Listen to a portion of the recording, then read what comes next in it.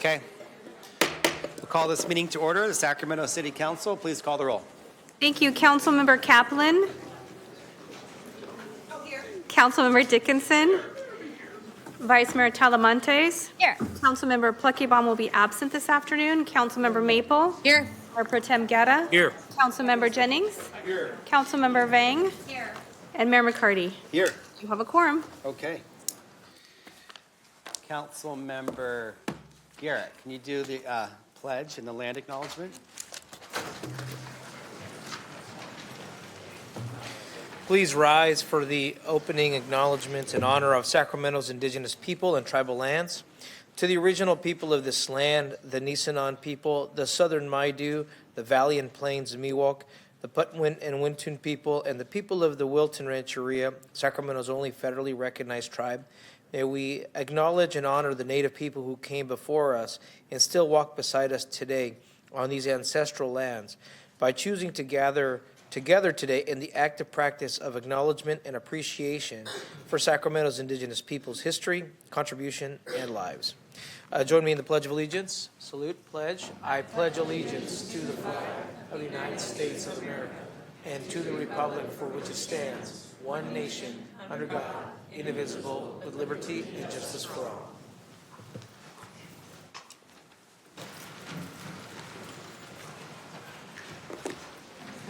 Mayor, we have one special presentation this afternoon. Councilmember Dickinson is presenting Safe Boating Week.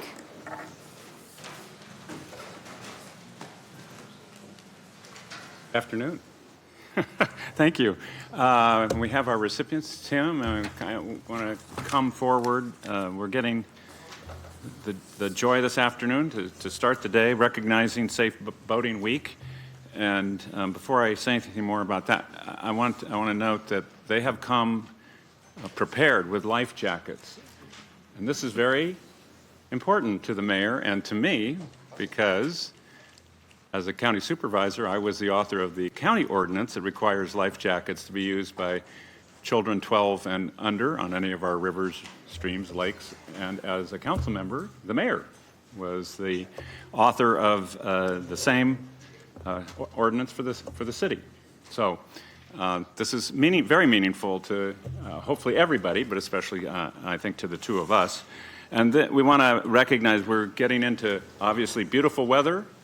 People want to be outdoors. They like to be on the water, on the rivers and the lakes. And so we want to take a moment just to underscore the importance of and the necessity of safe boating practices.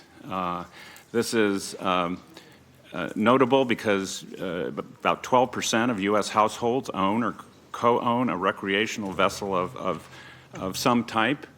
We know that literally thousands of people will be out there for recreational and other purposes, fishing and all kinds of good stuff on the waterways. And we want to take a moment to make sure that they're thinking about how to be safe when they're doing that. We know that about 75% of boating deaths occur on boats where the boat operator had never received boating education or instruction. So that's what makes this moment, I think, especially important. And so on behalf of the council, I'll just read the now therefore be it resolved by the mayor and the council of the city of Sacramento that we hereby recognize May 17 to 23, 2025 as Safe Boating Week, the start of a year-round effort to promote safe boating in the city of Sacramento, and strongly encourage all who engage in recreational boating to learn and follow safe boating practices. So with that, I'm going to turn it over to the two of you to go a little, if you'll excuse the expression, a little deeper dive into boating safety. Okay, fantastic. Mr. Mayor, members of the City Council, thank you very much for having us in today and for recognizing May 17th through the 23rd as National Safe Boating Week. We're honored to be here and to represent the U.S. Coast Guard Auxiliary. As many of you may be aware, the U.S. Coast Guard Auxiliary is the all-volunteer service branch of the United States Coast Guard. We back up the Coast Guard in all missions that are not military or law enforcement. which means that we get to carry a lot of safe boating information instead of pistols. A good thing. Most of our members are also older and retired, so we probably wouldn't be very good with firearms. But we are very good at public outreach, public education, and promoting recreational boating safety. Thank you again. We're honored, and that's all we have for you right now. And you have the life jackets with you, don't you? We have life jackets. So Everybody, we'd love we're to gonna- take photos life with you jacket if that's demonstration. possible. We have one for everyone. Please, where will we do this? Bring them around. Awesome. And Mr. Dickinson, just really quickly, while everyone heads down for their photo, I just want to say, first of all, thank you so much to both of you.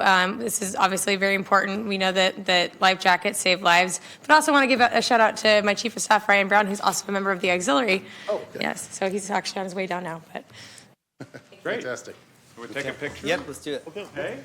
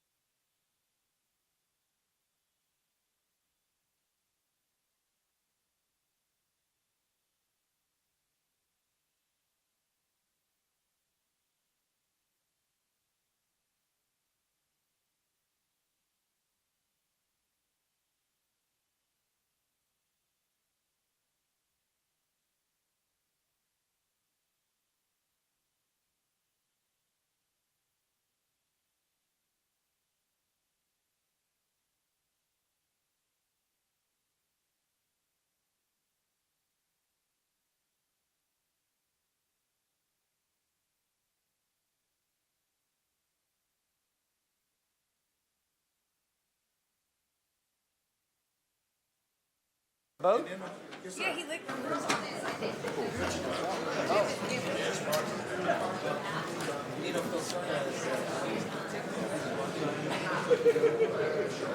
So thank you, Councilmember Dickinson. We now move to the discussion calendar. Item 1 is 2025-2030 Capital Improvement Program, or CIP. All right. Good afternoon, Mayor, council members, and members of the public. So the next item, as part of our budget process, is an update of our capital improvement program. This is really a companion to the budget document and is the city's way of planning to maintain our assets and identify our deferred maintenance and capital needs. So I want to introduce Nora Howard from our Small But Mighty budget team, who's going to give you an update on the CIP.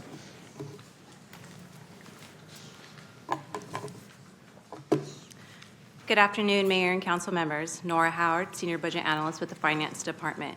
The item before you is the 2025 through 2030 Proposed Capital Improvement Program, also known as the CIP. The Capital Improvement Program is a 5-year financing plan for city infrastructure and facility needs, and the CIP reflects council-adopted policies and plans and incorporates policies identified in various master plans and deferred maintenance assessments. The 5-year proposed CIP totals $522.6 million, which funds 133 projects over the 5-year plan to maintain and upgrade city facilities and capital equipment. $73.4 million is funded by the general fund over the 5-year plan, and $15.1 million is funded by the general fund for fiscal year 25-26. This table identifies the 2025 through 2030 capital funding summary. The 5-year CIP identifies approximately $2.3 billion in capital deferred maintenance needs and approximately $500 million in identified funding, leaving a funding gap of $1.8 billion over the 5-year plan. This chart identifies funded projects in the 5-year CIP by fund totaling $522.6 million. And this chart identifies funded projects for the fiscal year 25-26 CIP by fund totaling $137.3 million, which supports 127 existing projects or programs. Funded projects and programs in the fiscal year 25-26 CIP include the Water Plus program, which will design plans and specifications for the development of water supply expansions needed due to growth, the Crepe Myrtle Park project, which will provide a community park in the new Panhandle development area, this Traffic Safety Response Program, which will implement safety improvements in high collision areas quickly to reduce traffic and pedestrian hazards citywide, the City Facility Reinvestment Program, which will fund improvements such as roof repairs, lighting upgrades, and other deferred maintenance needs at various city buildings, the Advanced Life Support Equipment Program, which will provide funding for ambulances and equipment such as gurneys, and the Performing Arts Center Improvements Program, which funds improvements and repairs for the Safe Credit Union Performing Arts Center to maintain a competitive and attractive venue. A full list of projects can be found in the proposed CIP document, which is available on the city's website. This chart identifies unfunded capital needs in the 5-year CIP by program area totaling approximately $1.8 billion. The city is not alone, as most metropolitan areas nationwide are also facing significant unfunded deferred maintenance and capital needs. The city can address the unfunded capital needs and strive to reduce the deferred maintenance backlog by the following strategies. Utilize the CIP as a tool to prioritize capital investments, develop a funding plan for capital projects and deferred maintenance, adopt financial policies that facilitate infrastructure investments, and pursue additional revenue and grant opportunities. The next steps for the proposed CIP include a review by the Planning and Design Commission on May 22nd for consistency with the city's 2040 general plan. The Commission's determination will be shared with the Budget and Audit Committee, and the CIP will be reviewed by the full City Council on June 10th for adoption. Lastly, I would like to thank department staff citywide for their support in helping the Finance Department put together this proposed CIP. This concludes my presentation, and department staff and I are available to answer any questions. Thank you. Thank you, Mayor. I have 2 speakers on this item. Shall we take those first? Yes, please. Thank you. First is Lambert, then Jeffrey Tardigia.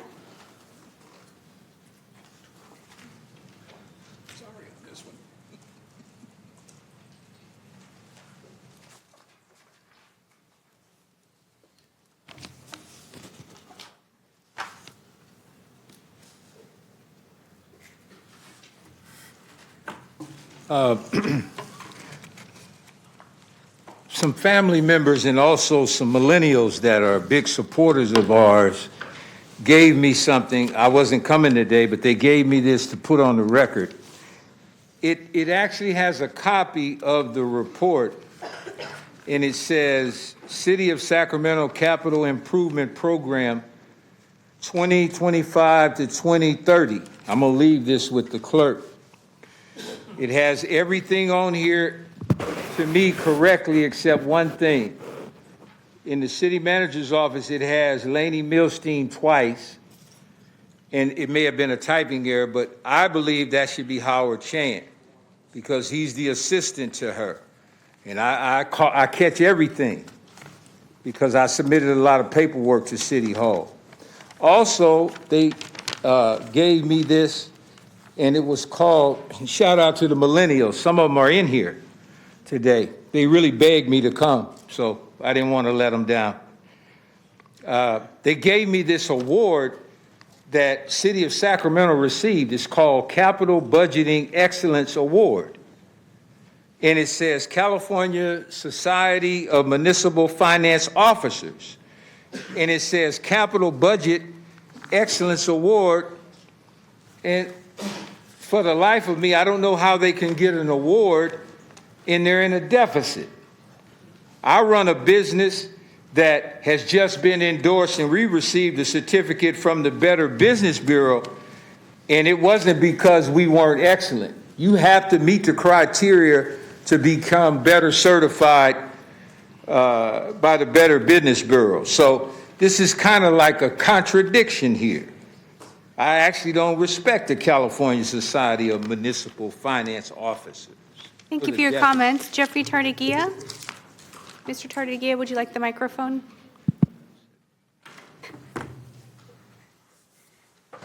Sorry.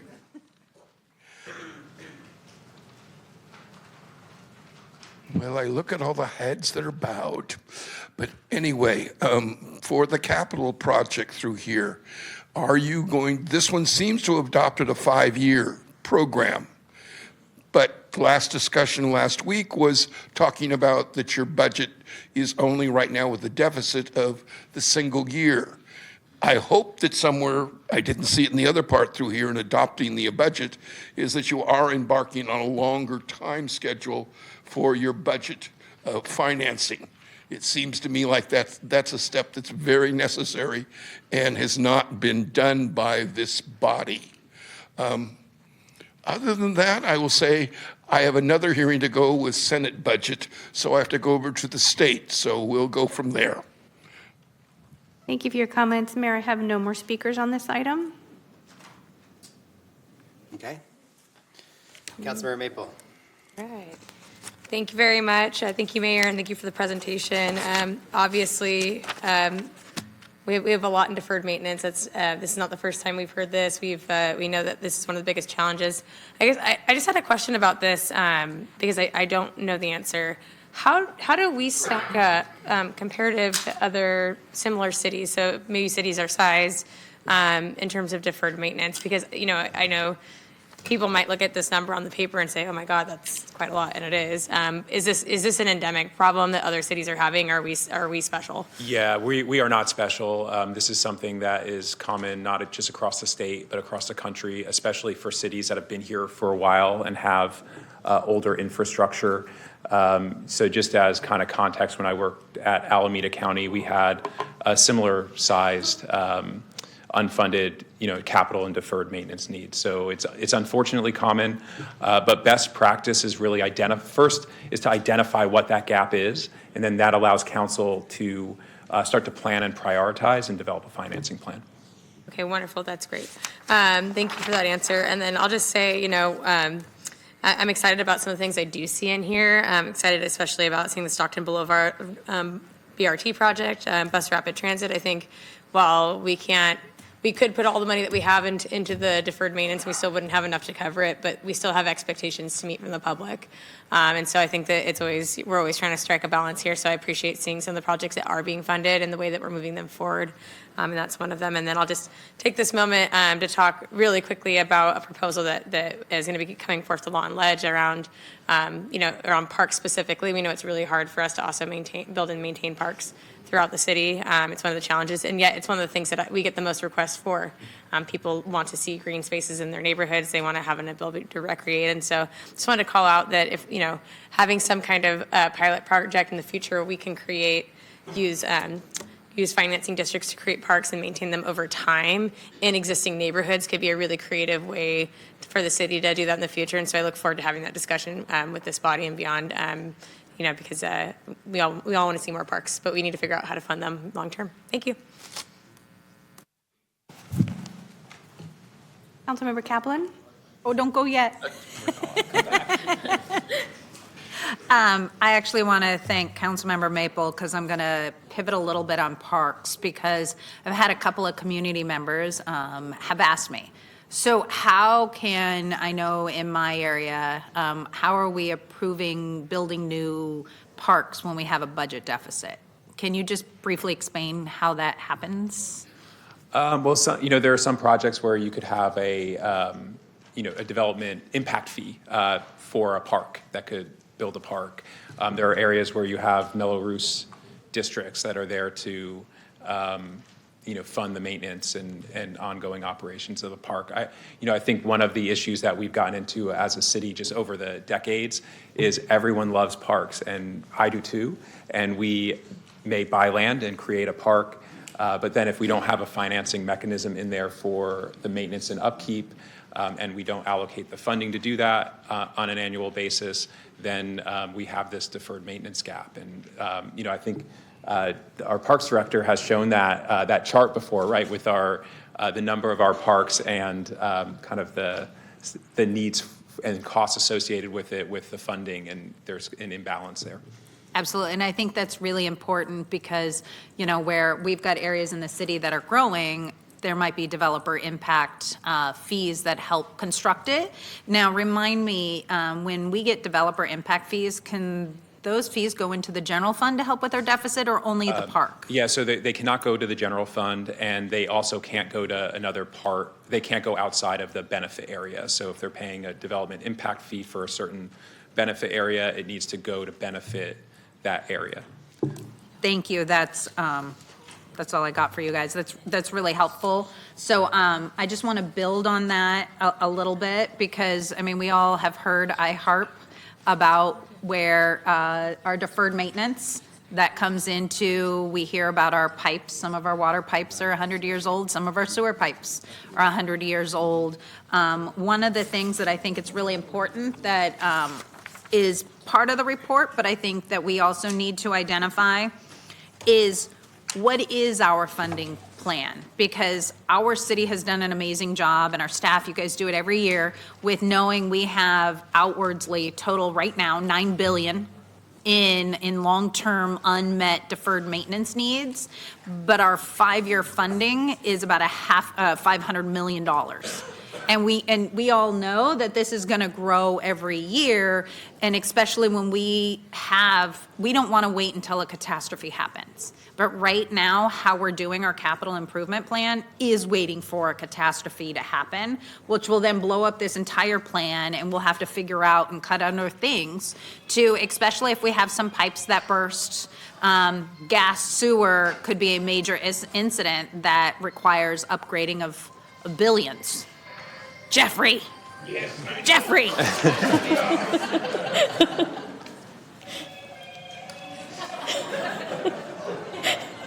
Have fun at the Capitol, Jeffrey.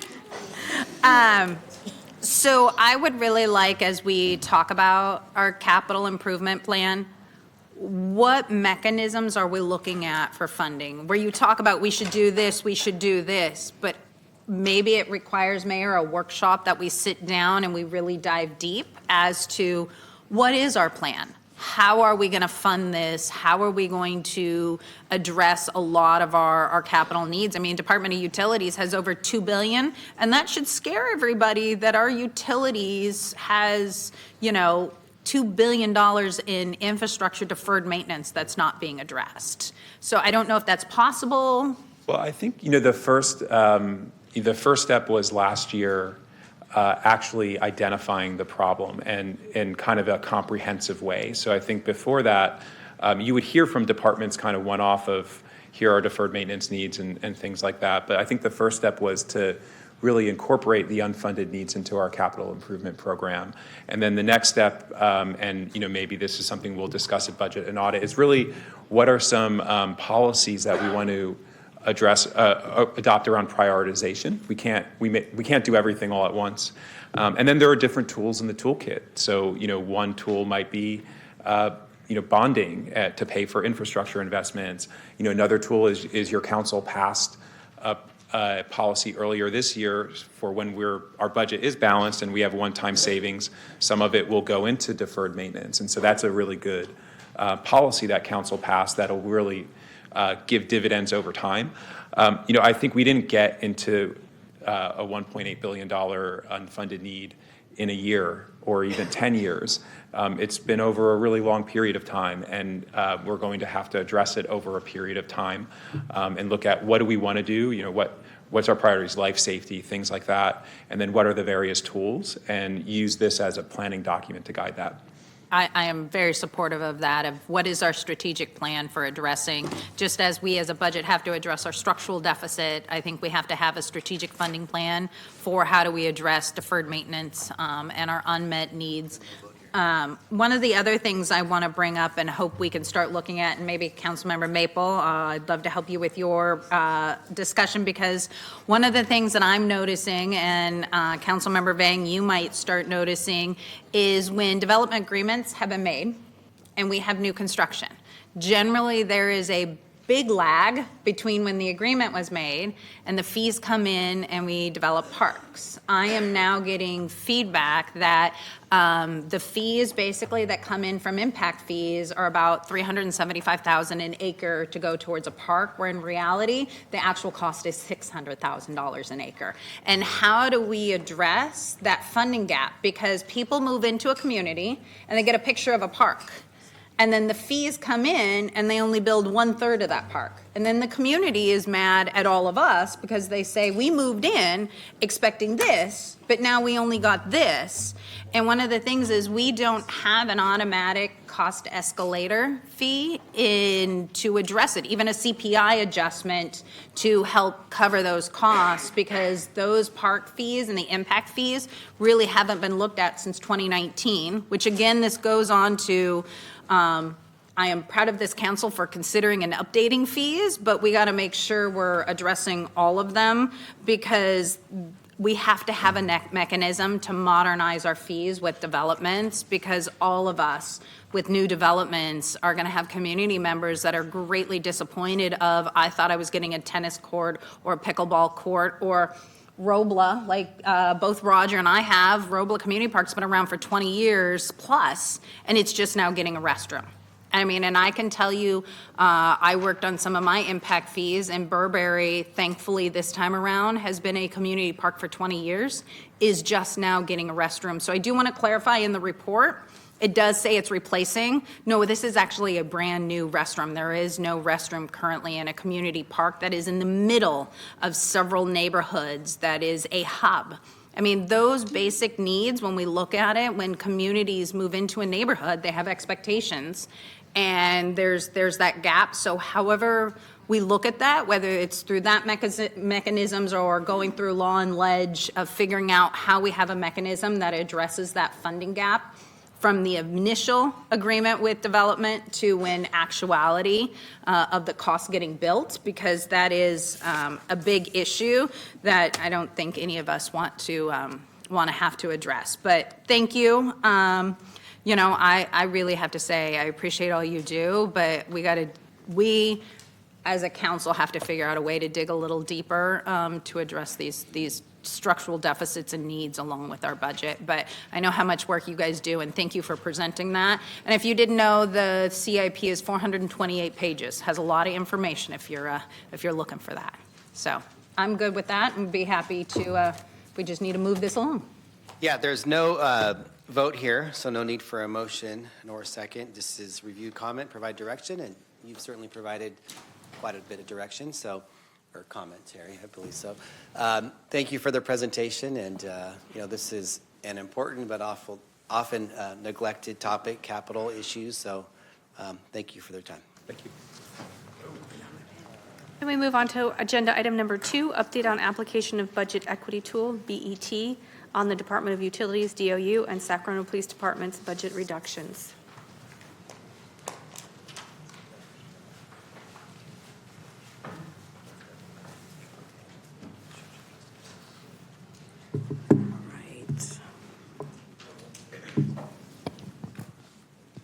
Good afternoon, Mayor and members of the council, careholders that are online and careholders that are in the chambers. My name is Ami Zenzele Barnes. I serve as the Diversity and Equity Manager.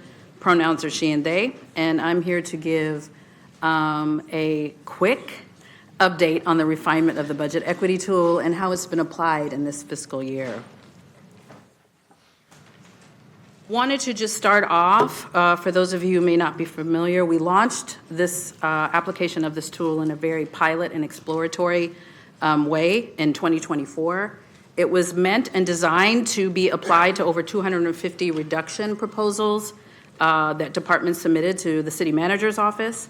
Our considerations in the development of it was to affirm and align with the city manager office budget instructions and criteria. In addition, to affirm and align with the priorities that were identified by the council.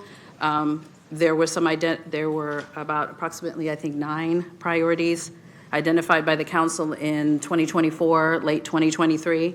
Also, the intention was to provide guidance to staff and city council and city council staff in decision-making around budget reductions. And I really want to emphasize that. This was not designed to be applied to the entire budget. It was to be applied to reductions, focusing on, through an equity lens, service impacts, location impacts. So keep that in mind as we go through. Also want to note that I'll probably be referencing some of the pages of our 325-page supplemental report for you all so that you can reference that as well. We work hard, and all the city staff work hard to provide that material, to be transparent, and also to reference it for you all as city council. But I really want to reference that this guide here was developed by the City of Toledo with the Government Finance Officers Association during COVID as a way to infuse an equity lens during fiscal crisis. So that's where we adapted our budget equity tool from. So here are the next couple of slides. We'll not go into detail, but we really wanted to highlight a couple of things here, and that is to highlight the varied, intersecting, dynamic, simultaneous work efforts in order to do this exploration.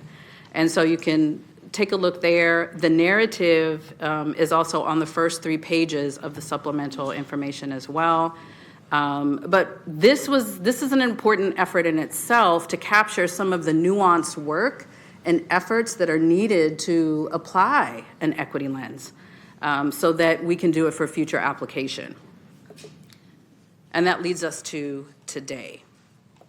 So what is the budget equity tool? The budget equity tool, referencing pages 5 through 9 on your 325-page supplement, is primarily made up of 4 components.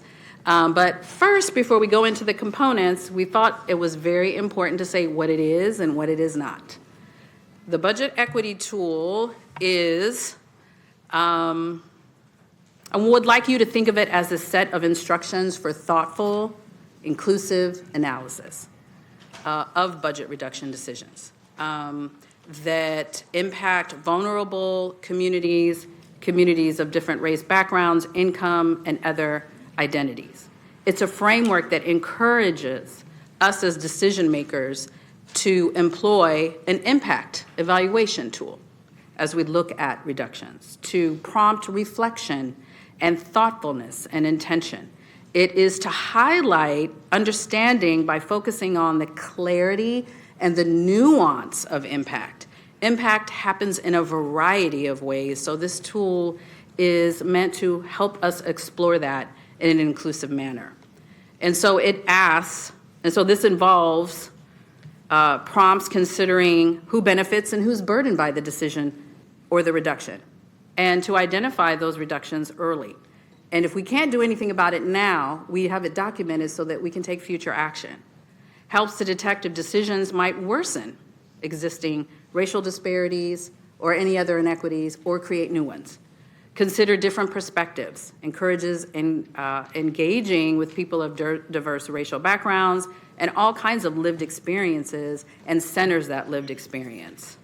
So we're meeting the needs of Sacramentans. Facilitates the creation of strategies, exploring different ways to advance fairness and inclusion in our decision-making process, and promoting transparency and accountability. And that was part of the reasons why the departments who volunteered, they may have been voluntold, but they primarily volunteered and leaned into applying this tool, have the budget equity tool that they filled out as part of their leaning in for public transparency and for you all to see as well. What it is not a magic bullet. It is a support mechanism. It is not a fix-all. It is requires us to have sustained effort and accountability. It is not a scoring tool. It does not provide a numerical equity rating. It is not about, and so it is more about process and reflection. There are no exact steps for every scenario or every reduction scenario that you will see, and we'll highlight just a couple in the next few minutes. So judgment and creativity and collaboration and discussion is involved. It is definitely not a one-size-fits-all as well. So the tool was designed to, help with different contexts, different roles and functions of all of our departments, and yet we're finding and learning those nuances now. So it still requires, and I'm probably going to say this a couple of times during this very quick presentation, but it does require us to have engagement, deliberation, consultation, critical thinking, and a genuine commitment to equity.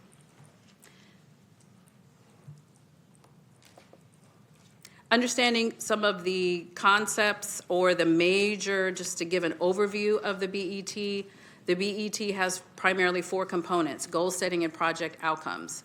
This is to help focus on clearly identifying what are the intended goals and project outcomes of said delivery, of said program, or said reduction. The service impacts and available data always have to have data.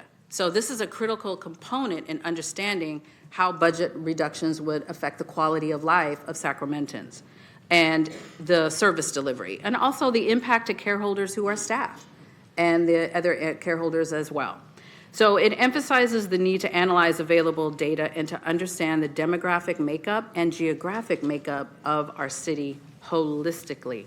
Also, as data, we encourage or instruct in the tool to use GIS tools, such as our Sacramento Equity Explorer design tool, other GIS tools that are a plethora in the city, 311, the open data portal of the city of Sacramento, and also the Sacramento County Social Vulnerability Index as well, to bring in health outcomes as well.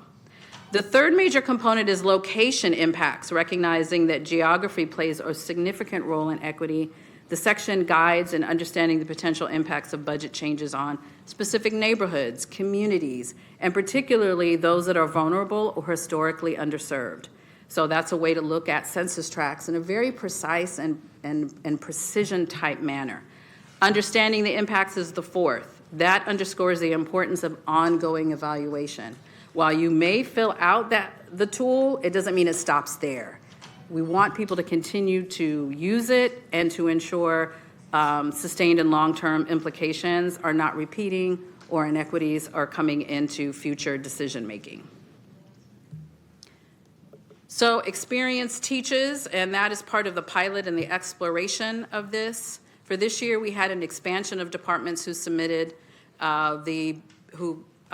submitted BETs. We had in the narrative, SACPT, Police Department submitted 44, Fire Department submitted 14, DOU submitted 1, OIED, Office of Innovation and Economic Development submitted 10, and Convention and Cultural Services submitted 1. So we wanted to see that expansion from the previous year from fiscal year 24-25. So I really want to thank those departments because they are helping inform how this work moves forward. The first department that we wanted to highlight is DOU. Beginning on page 210 of that 325-page supplemental information, you can see much more detail of the analysis and the work and effort the DOU used to evaluate the SURA program, Sacramento Utility Rate Assistance Program, which was established in 2012 to provide our low-income customers a utility bill savings to offset utility rate increases.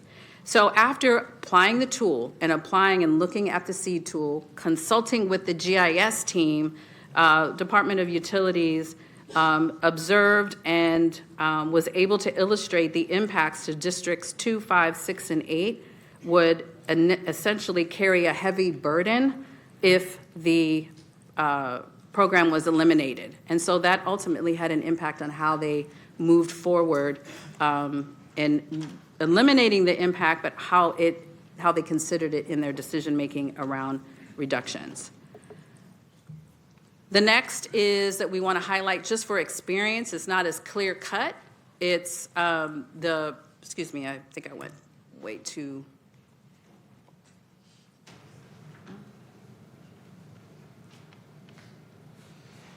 Oh, I skipped a slide. My apologies.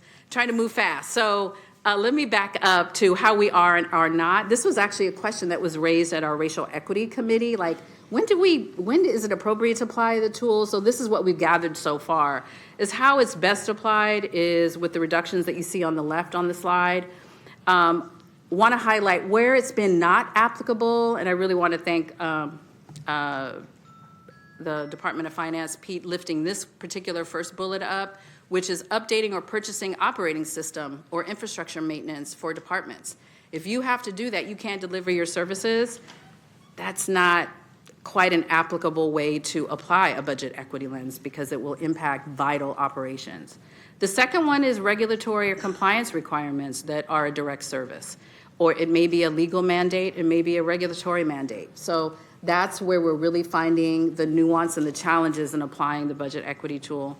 And then with legacy and contractual obligations, there is, if there is obligations that the city has or has entered into contractually that may be decades long, years long, multi-year long, it's really difficult to apply a budget equity tool.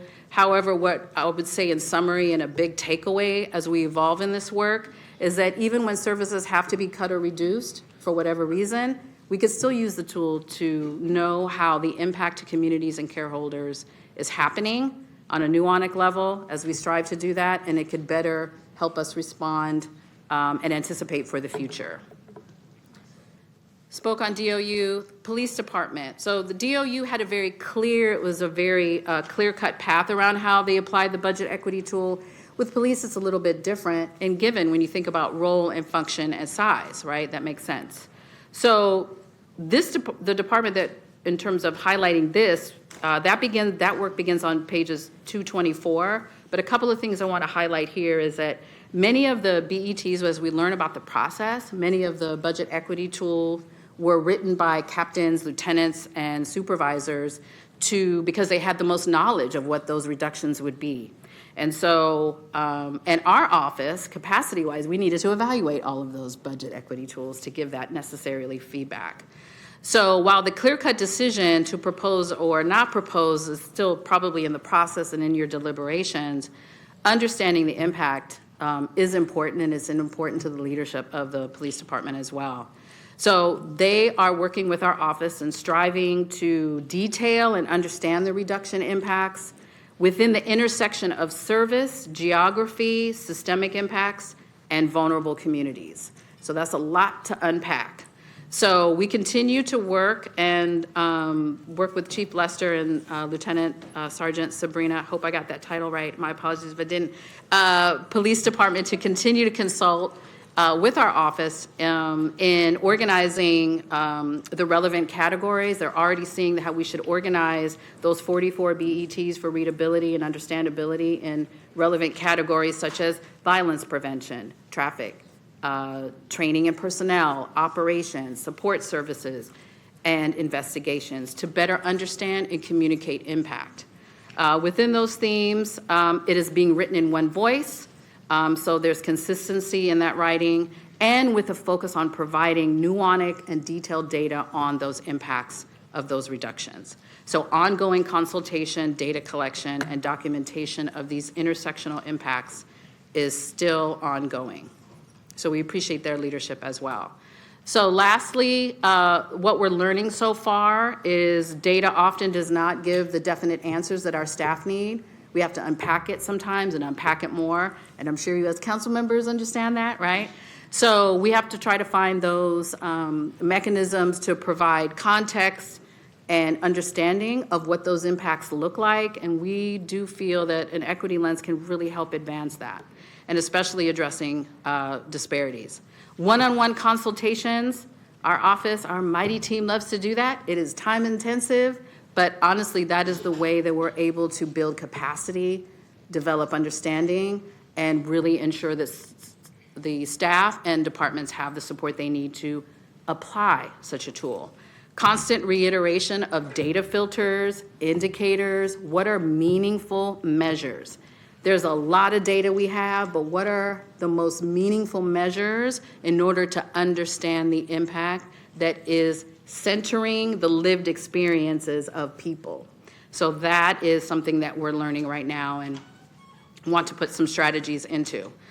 We are continuing to, at the direction of the Racial Equity Committee, continue to do a phased approach over the next 2, 6, 10 years, how long that takes, to continue to build capacity and apply an equity lens to our work. And so lastly, just want to say that while equity tools are powerful, it's crucial to understand what they are not. These frameworks are not miracle solutions. And I think one of the most powerful ways that the council can help us do this work too is offering clear guidance, clear priorities, and clear direction on what you see from your lens to this work so that staff are aligned in that work. That would really help advance us do and apply and operationalize equity. There's no algorithm that can't quantify equity or justice. These tools don't output a score or a clear answer. And we're having to say that to staff too. So instead they guide thinking and prompt necessary conversations, deepen collaborations and relationships. Help us think outside the box. Help us think what beyond the systems that we have. They don't eliminate the need for our engagement, and they certainly cannot take the place of our lived experiences of our Sacramento care holders. Recognizing these tool limitations is an important way to use it correctly and how we adapt tools for the future in the context that we need it, and broadening our equity strategy that requires our judgment, inclusion, and adaptability. And that concludes my report, and happy to answer any questions. Thank you so much, Dr. Barnes, for such a wonderful presentation. I always say doctor because you earned that. Thank you. Okay. So we're going to do public comment right now, and then we have a few council members in the queue. But first, we'll do public comment. Thank you. I have two speakers, Jeffrey Tardigia, who is left, but I have Rickney Seamus. Is it on this agenda item, the budget equity tool?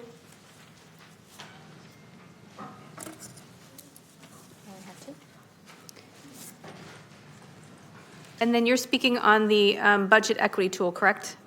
Yeah, so I got 2 minutes? You have 2 minutes, please proceed. Okay, Rick K. and Seamus, we are the Watch, formerly known as Anti-Narcotics Watch. We have over 3,000 videos in our queue on YouTube.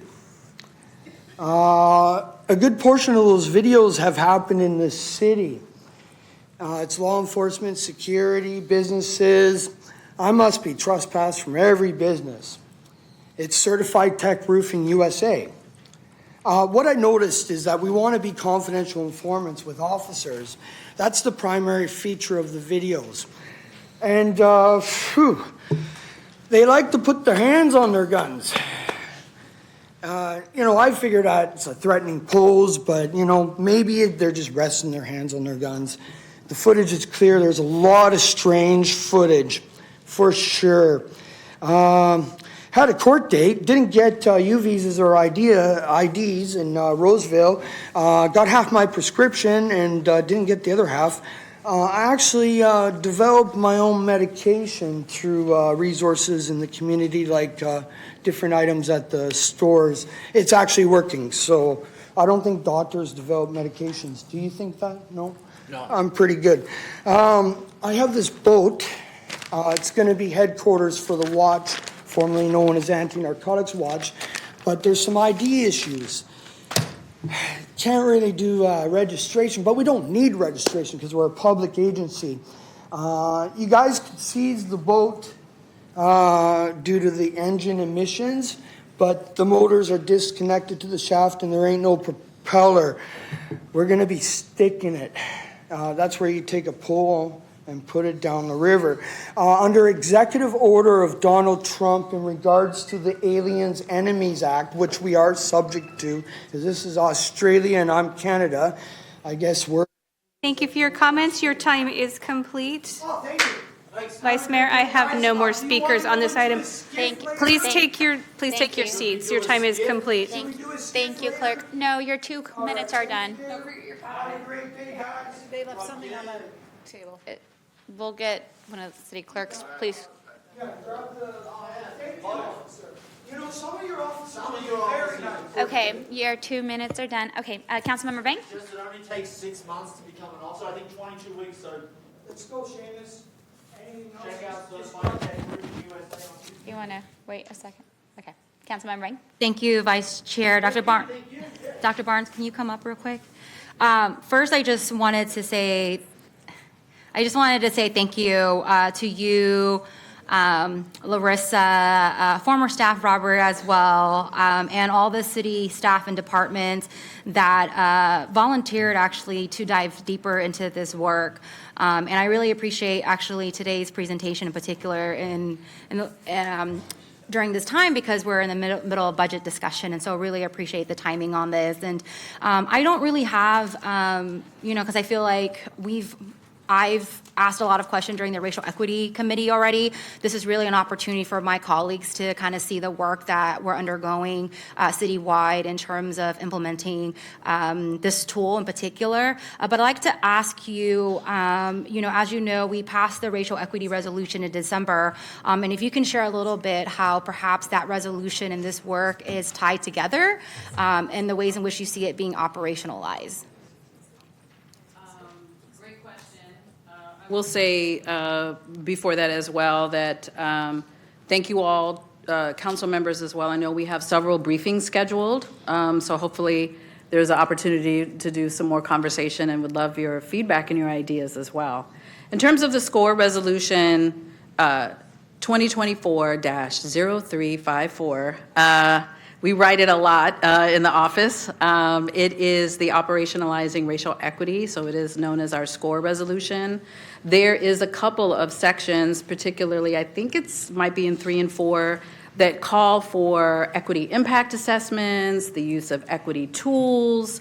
And so this ongoing work fits right into that and positions us to continue to improve, expand, build our capacity.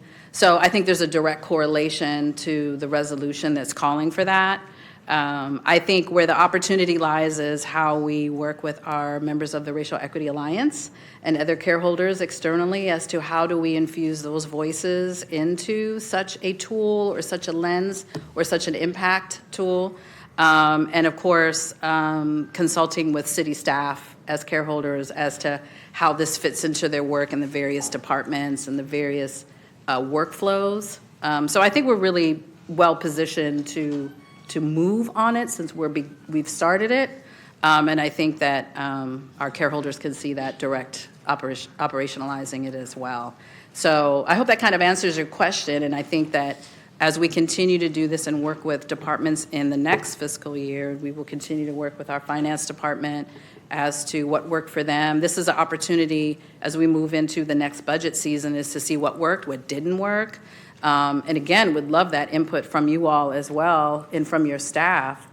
This tool is to help you as well to answer and be a reflective tool as you think about how you're making decisions. So I think all of those ways it will help us operationalize the things that were asked for in the SCORE resolution. Thanks. I appreciate that, Dr. Barnes. I think for me in particular, what would be helpful, I know that right now we're building capacity internally, because in order to even do this work, we have to do the training and the capacity building of city staff. And I know that, for example, the SERA program went through the exercise, the Office of Economic Development Office went through the exercise, DOU, and police is also taking this on, which is really great. And I know fire did last year as well.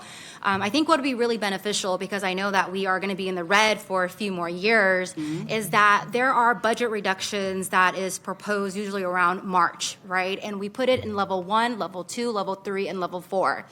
And if city staff and the departments are already beginning to use the budget equity tool to analyze potential impacts of spending cuts on identifying demographics of community members, I like that information included. For me, that's very helpful. That if city staff is already doing that analysis, in addition to the saying it's level 1, level 2, level 3, level 4, I want to see staff using the budget equity to provide a rationale. I think that's really important for us to see. And so wanted to make that request. That might be additional work, but if we are serious about a budget equity tool, I think it's important for the policymakers to understand why there are specific budget reductions that's up for consideration, and for us to see it from a racial equity lens. So that's perhaps my offering, since you're here to ask for direction from mayor and council. The other piece I would like to request, and perhaps this is larger, for mayor and council. I know that we have made diversity, equity, inclusion, and belonging training mandatory for mayor and council, which is really great. But something that I like to propose, which I appreciate our city clerk has already added this item to council proposals. So when mayor and council has an idea, they bring forth a policy proposal, there is now a section in that proposal that asks the policymaker how this is related to diversity, equity, inclusion. And I will share with you that I've seen some of these proposals from my colleagues, and sometimes that section is not completed. And perhaps then, and I'm saying that because I think that's important for any policymakers, if that is part of our format when we submit a proposal, that piece should be completed out. And if there's support that's needed, that you be point of contact for supporting that. That's really key. And I think something I want to share is that ultimately, all of us are not going to be here, depending if we want to serve 20 plus years, but mayor and council members come and go. Ideally, what I would love to see is that when a budget item comes to council, if you all see all the agenda items that come to council, there's usually like a financial consideration, an environmental consideration. I think it's really important in that council packet for those items that there's a racial equity analysis on that item as well. And if it doesn't apply, they can explain why it doesn't apply. For me, that's important for the policymakers, for the public as well, and that is how I could see the city moving towards racial equity and racial justice. And so just wanted to name that. I know that that's not going to happen overnight, and we're building the capacity internally for city staff. We're building capacity on the 5th floor for mayor and council office. But ultimately, I believe that's really important as policymakers as well. So just wanted to share that, and hopefully the Racial Equity Committee, which I chair, and Councilmember Jennings as vice chair, that will begin to roll out that work. And so those are just some of my offerings for the direction for this work. And just really want to say thank you for all your hard work as well. Well, I do have one more question. You had mentioned in your PowerPoint presentation that to roll out this work effectively, right, we have to build capacity of staff. Is it just you and the others? There's 2 staff right now. You are both kind of like the to-go on building capacity, is that correct? Yes. Yes. But we also lean to other staff to help do that with communication, within human resources. And we've also included, city staff who have an expertise and a skill, and we've involved them in our equity convenings and in our trainings. But that is determined by us to make sure that we're being mindful of their time and impact on their schedule. But we're primarily the points of contact for training, yes. Okay, I'm going to ask you a question. Do you believe there is more capacity needed in the Office of Diversity and Equity in order to continue implementing this work? Yes. Okay. Yes. Yeah, that is all my questions. Thank you so much. Appreciate all your hard work. Absolutely. Thank you, Councilmember Maple. Thank you, Mayor. And I'll be brief because I know we have a long day, but I really wanted to appreciate you, Dr. Barnes, for all of your work on this and your team. I know it's been many years in the making, before I was here as well. And I also want to thank Councilmember Bang for being a leader in this space on many issues, and Councilmember Jennings as well. And I think just having an opportunity to have this discussion puts us light years ahead of a lot of other jurisdictions in the state and beyond. And I think that a lot of people will say that they care and they would like to see things change and they'd like to see an equity lens being applied. But really taking those next 5-10 steps to actually make it a reality is huge. And I know it's taken a lot of work, so I really want to appreciate you for that. I heard you say that it's going to take a while. We can't bite. What's the saying about the elephant? One bite at a time. We can't do everything all at once, and we probably can't do everything, and even in the near term. So, in terms of my priorities, I thought it'd be helpful to say that I think focusing on public facing and especially public facing either departmental or programs that are interacting with the most vulnerable residents, whether that be by using our seed tool, whether that be by geography or the populations, would be a really great place to start. Because I think there's a lot of different ways we could come at this as a city, but I think it seems obvious to me that those departments that are interacting the most with the public and those parts of the budget that are interacting the most with the public is where we should start, because I think that's where also things can go awry. And so I'm really interested in that. And I'm just, I know that obviously this is a difficult budget time for us, budget season, I would say. Obviously, it's not just this year. We know that we have a few hard years ahead of us, and hopefully we can right the ship and we'll be in a better place. But I hope that, as the years go on, that we can find the resources to prioritize this program, in particular this tool. And I'd like to see it used as far as reaching as possible, because we know that the decisions that we're making every day do have impacts. And we don't always know all the information that we need to know when we make those decisions. And I know that using technology and using tools like this, we can get there. And so I hope in the not so distant future, when there's maybe one of the young people in the crowd is sitting in these seats, that they'll have those tools available to them. So just thank you for your time and work that's gone into it so far. Okay. Thank you, City Manager. Thank you. I just want to reflect on the work that we've done so far and the work that's coming and the departments that stepped up and in and to take this on this year. And I think that as we train our staff and we become practitioners, we have the capacity to begin to train the next, I'll say, generation. And I will tell you, because I feel for everyone sitting in the audience who was here last week and who will be here tonight, if you asked every department standing up here if they had enough resources and would require more, they would absolutely say yes. So appreciative, but I also feel the pain that's out in the audience now, and I want to acknowledge that. Thank you. Thank you. This was a informational item looking for feedback, which we certainly got. No vote on this item. Thank you very much for your presentation. Next item, please. So item number 3 is Sacramento Children's Fund Grant Awards.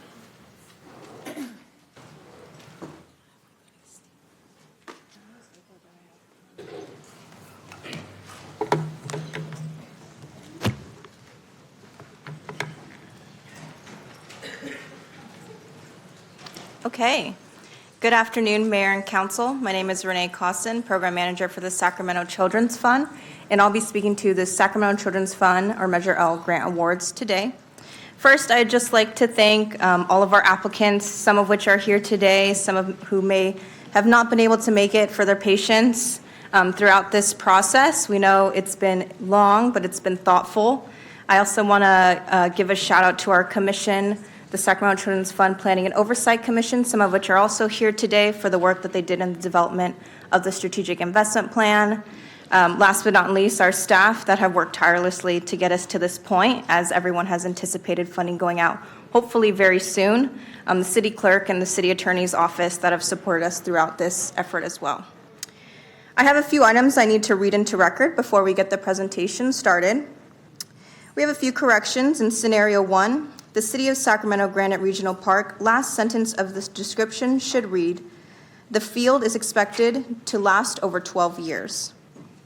A correction to scenario 1, the Department of Public Facilities and Real Property Project. The primary fund goal is 0 to 5, and mental health, which is currently listed, is the secondary fund goal. Additionally, we have a correction in scenario 1 and 2 for the SCOE amount. The request should read as $724,338.52. This is an adjustment from the $1.5 million that was listed. This adjustment would almost fully fund the Sutter's Landing and Granite Regional Parks at the bottom of the list in scenario 1. It would also almost fully fund the Granite Regional Park project listed in scenario 2.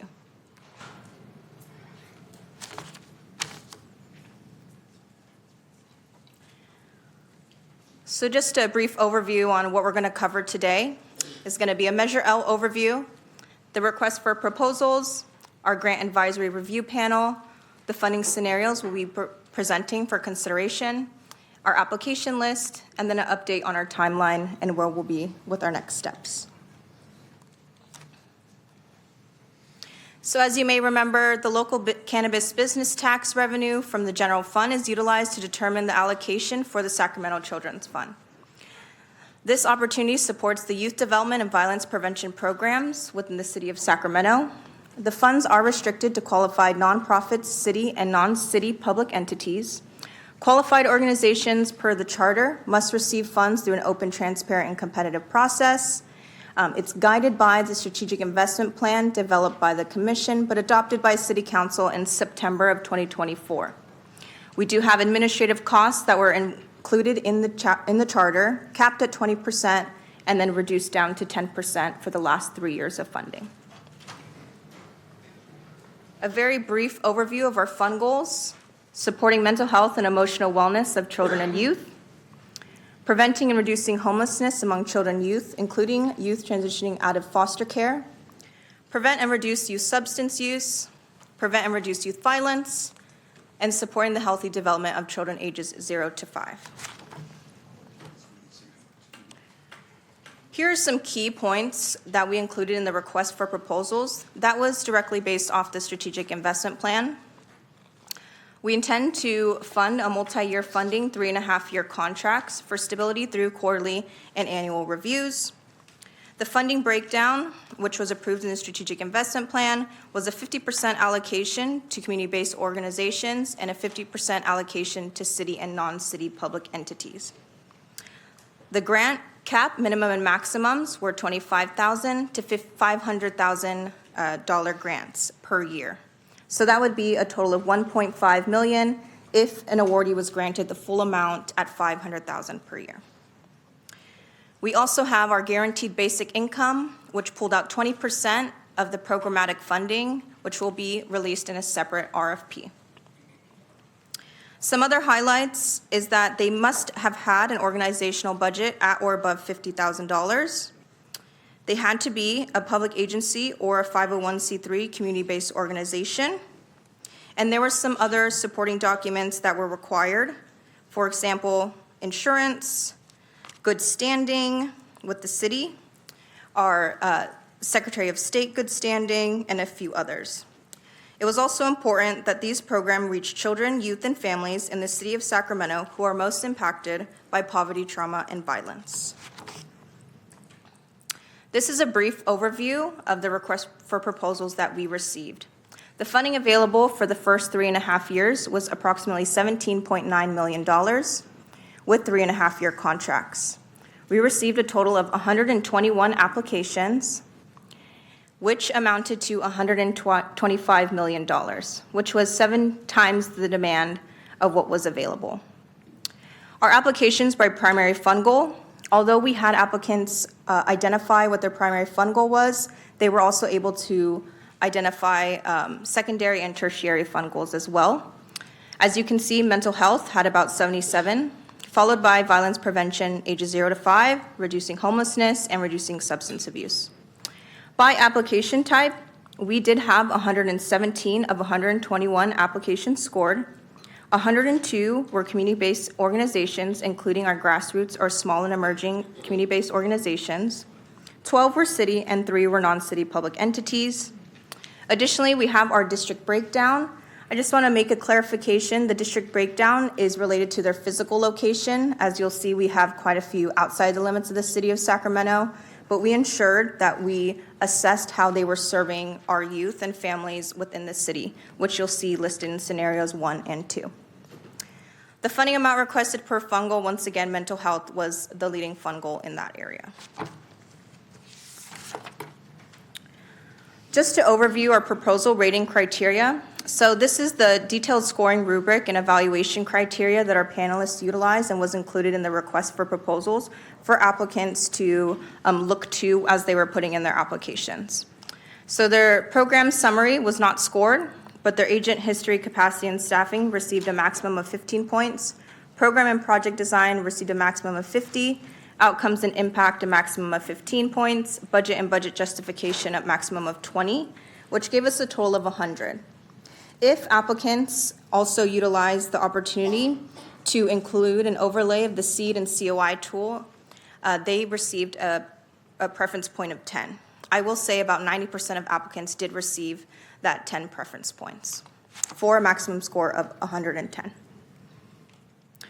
I'm not going to go through every single bullet point, but I am going to briefly review the organization history, capacity, and staffing qualifications that our panelists looked at when they were scoring these applications.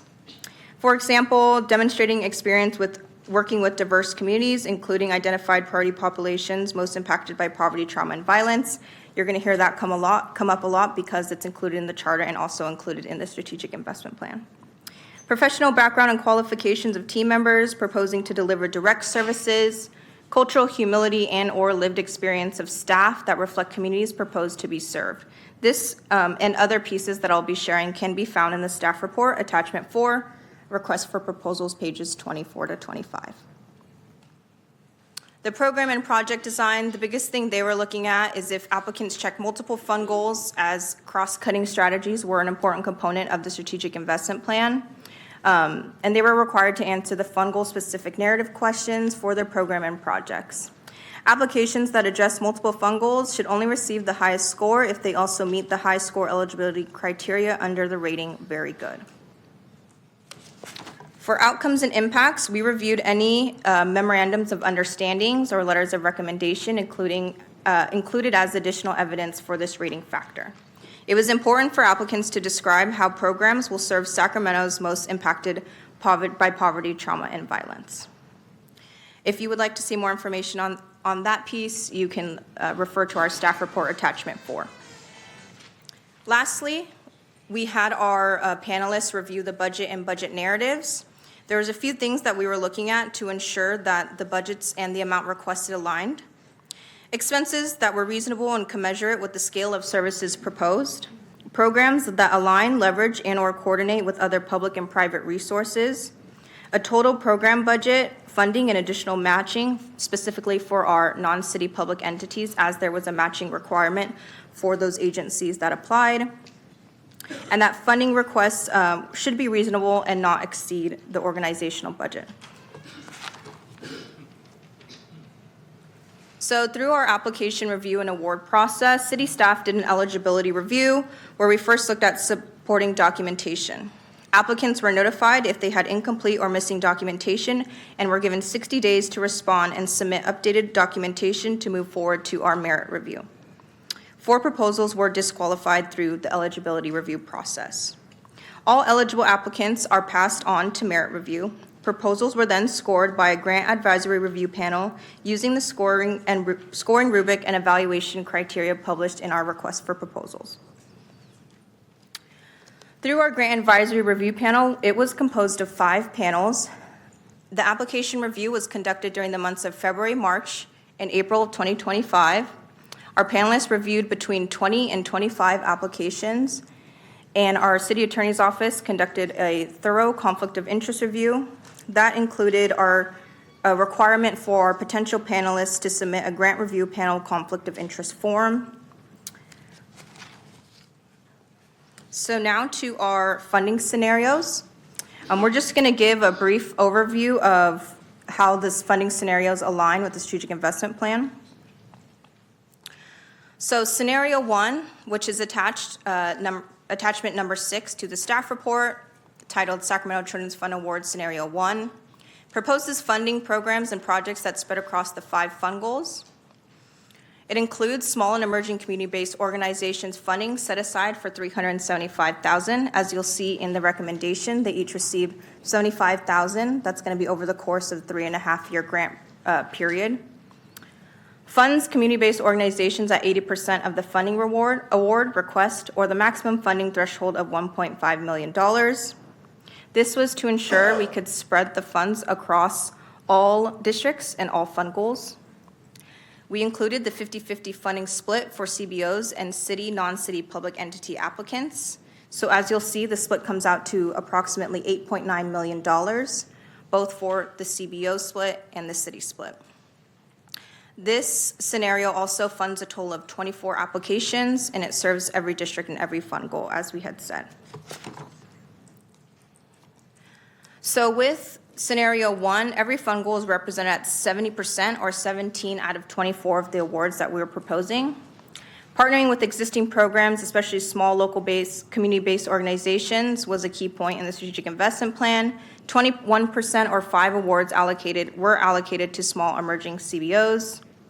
Primarily serving youth in neighborhoods with the lowest levels of equity and or the lowest levels of opportunity for children. Identified using the SEED, COI, or welfare tax exemption tools. 91% of our potential grantees, or 22 out of 24, serve the identified opportunity neighborhoods. This can be called back to our strategic investment plan, pages 25 to 28. We also released scenario 2, which was included in the staff report, to see the impacts of the changes described. Scenario 2 removes 8 additional community-based organizations, including the removal of the grassroots/emerging CBO category. There was also no adjustment calculated into the total grant award. There is still an $8.9 million split between the two categories. Just to answer a few anticipated questions, if we were to drop down to 70%, for example, we wouldn't be able to fund an additional grantee.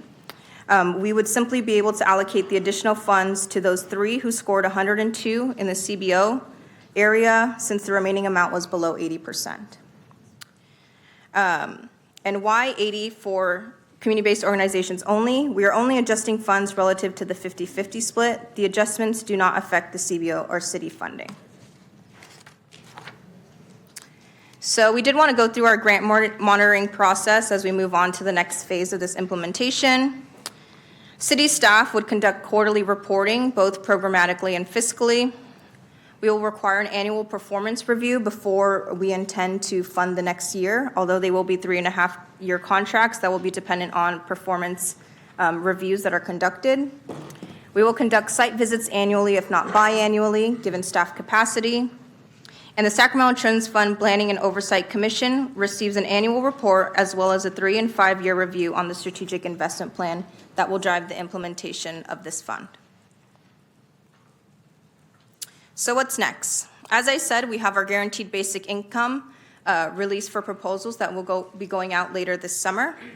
We're also bringing on a third-party evaluation consultant, which is another piece of the strategic investment plan, to help us with our evaluation and reporting metrics. And for those not funded or recommended this round, we anticipate this grant to go out for the next cycle in fall of 2027.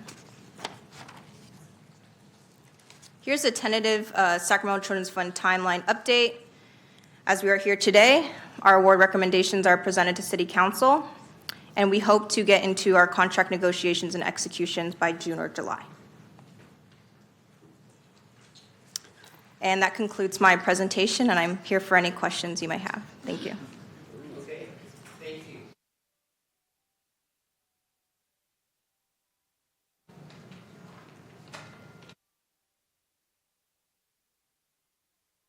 Thank you. We certainly have plenty of questions and comments from the council up here. This was a big deal, many years in the making, so implementing it right out of the gate is key. We do have quite a few members of the public. We have 45-ish members signed up to speak, so that would be an hour and a half. We have our closed session in 35 minutes, which we're not going to make. Then we have our 5 o'clock budget meeting. So we have a lot to do before that budget meeting at 5 o'clock. So we're going to set aside 1 hour for public comment. And so if you do the math, there's 45 of you, you won't all get to speak.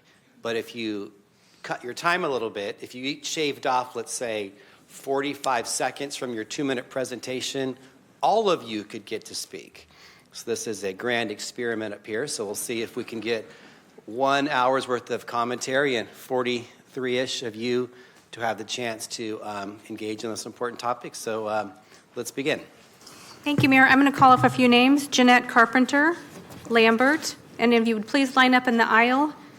Jeanette, Lambert, Alexis Sanchez. Please proceed. Is this on? Sorry. Good afternoon, Mayor and council members. My name is Jeanette Carpenter. I'm here on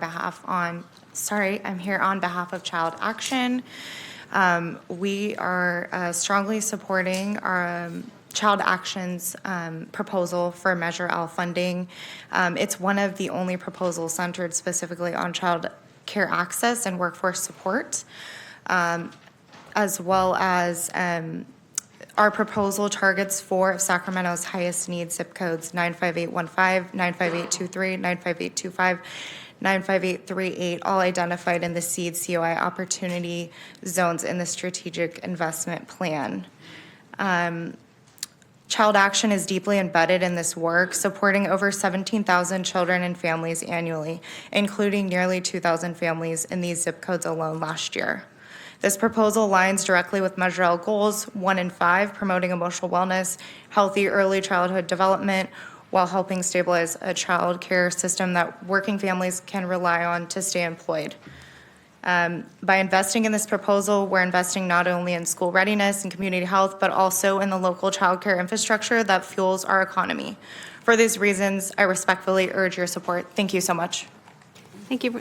Lambert, then Alexis Sanchez, then Jamie Garrick, Navajo Trigo.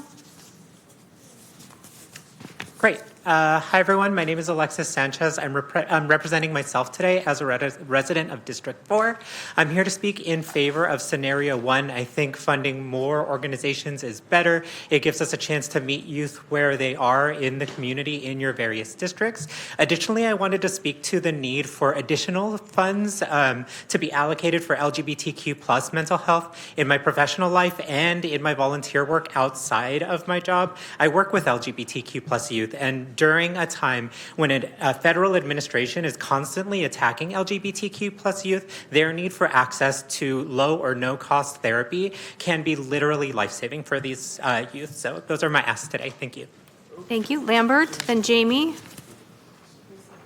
Yes, I will cut down on my time. I wanted to send a couple of shouts out because this pertains to the Children's Fund. That's almost $18 million. I'd like to send a shout out to a lady named Dr. Lauren at Grant High School, another guy at Twin Rivers, and also I saw Jackie Beecham back there. Why am I bringing them up? Because I was just notified that Grant's Pool will be open to the community. I'm not sure if Roger had something to do with it, but I know I did. And that's great news. And they should put a lot of money into Del Paso Heights. They're winning championships, and they should get jobs, not just photo ops. And by the way, the city has never had a parade for them. It was only a celebration at the stadium. They deserve better than that. Jamie? Jamie? Good afternoon, Mayor and council members. My name is Jamie Garrick, pronoun she, her, and I'm the Chief Program Officer at the Sacramento LGBT Community Center. Our mission is to create a region where all LGBTQ people can thrive. We do this by supporting health and wellness, advocating for equity and justice, and uplifting our diverse, culturally rich community. But today, that work is harder than ever. The existence of trans people is being politicized. Equity-driven organizations are under attack, and federal mental health dollars that once supported vulnerable LGBTQ plus youth have disappeared. LGBTQ plus youth are in crisis and they need your help. They are more likely to face trauma, homelessness, and mental health challenges, yet have fewer affirming services available. Nearly half of LGBTQ plus youth seriously considered suicide last year. For transgender and non-binary youth, it was more than half. At the center, we're seeing this firsthand. 33% of our recent mental health clients needed emergency intervention for suicidal ideation or attempts. 84% of them were youth. This is about survival. The center supports LGBTQ plus youth through our drop-in space, youth enrichment, housing, employment, and mental health services, all of which align with the goals of the Sacramento Children's Fund. We see unhoused youth walk through our doors every day in crisis and leave with shelter, safety, mental health stability, and a sense of belonging. I am proud to live in a city that has prioritized its youth by creating the Sacramento Children's Fund. This funding is urgently needed to support LGBTQ+ youth. We've been working with a coalition for many years to secure these resources for the city's youth. It's time to put this vision into action, not just improve the lives of youth, and in many cases, it will save them. I know you have all been strong advocates for the LGBTQ+ community in the past, and Thank you for your comments. Your time is complete. Navaja, then John Garcia. Your time is Navaja, then John Garcia. Oh, okay. Good afternoon, Mayor and council members. My name is Neve Trigo, and I reside in District 6, and I'll be representing myself today. I want to bring up to attention, that we need to support the Sacramento LGBT Community Center's mental health program through the Children's Fund. I know a lot of queer youth who would benefit from the center's time and support. We need our youth to know that they're more than just a number or statistic. They're real, their experiences are real, and they matter. Thank you. Thank you for your comments. John Garcia, then Denny Mangers. Good afternoon. My name is John Garcia. I'm the Director of Youth and Family Programs at the Sacramento LGBT Community Center. I oversee our youth respite program, Q-Spot. The Sacramento LGBT Community Center serves roughly 400 young people, ages 13 to 24 annually, who primarily reside in the city of Sacramento. Of the youth we served last year, 88% identify as LGBTQIA+, 20% are African American, 12% Latinx, 42% homeless or at risk of being homeless, and 17% had foster care experience. Various studies show that due to financial barriers as well as cultural stigmas regarding mental illness, these marginalized groups are much less likely to receive mental health services. Staff at the Sacramento LGBT Community Center are in a unique position as service providers to be able to establish rapport with clients over the course of days, weeks, and months, allowing clients to feel safe enough to request essential services they may not otherwise have sought from other providers. I joined the center almost exactly a year ago, and in that time, I have seen so many instances of clients struggling with their mental health and at their breaking point. The ability for us to direct them to mental health support that is immediately available and in-house has been crucial in creating better mental health outcomes for our clients. In recent months, and even within the last week, we have an increased number of conversations with clients who have expressed a feeling that it, quote, would just be easier if I did not exist. Funding for mental health supports for youth is more important than ever for our clients and is absolutely vital for our ability to save young lives at the Sacramento LGBT Community Center. Thank you. Thank you. Denny, then Karen Karofsky. Good afternoon, Mayor, members of the City Council, and Manager. My name is Denny Mangers. Representing the leadership of the LGBTQ community, I come today with great respect for the process you're involved in. I've been engaged in budget cutting for about 50 years at various levels of the government, so I know the decisions have to be made. The request up front, quickly, is I hope you will fund to the absolute fullest extent possible the grant applications of the LGBTQ Community Center, in which our community has great confidence. We're in the midst of a major mental health crisis in our community right now, thanks to the insane federal leadership that seeks to expunge us from the culture, taking away our books, demonizing drag queens, trying to affect the curricula, refusing all attempts for DEI to include us. You can imagine a 10, 11, 12-year-old facing such a future. Sometimes comes to the center stating, why does it make any sense that I should continue living? And in many cases, they don't.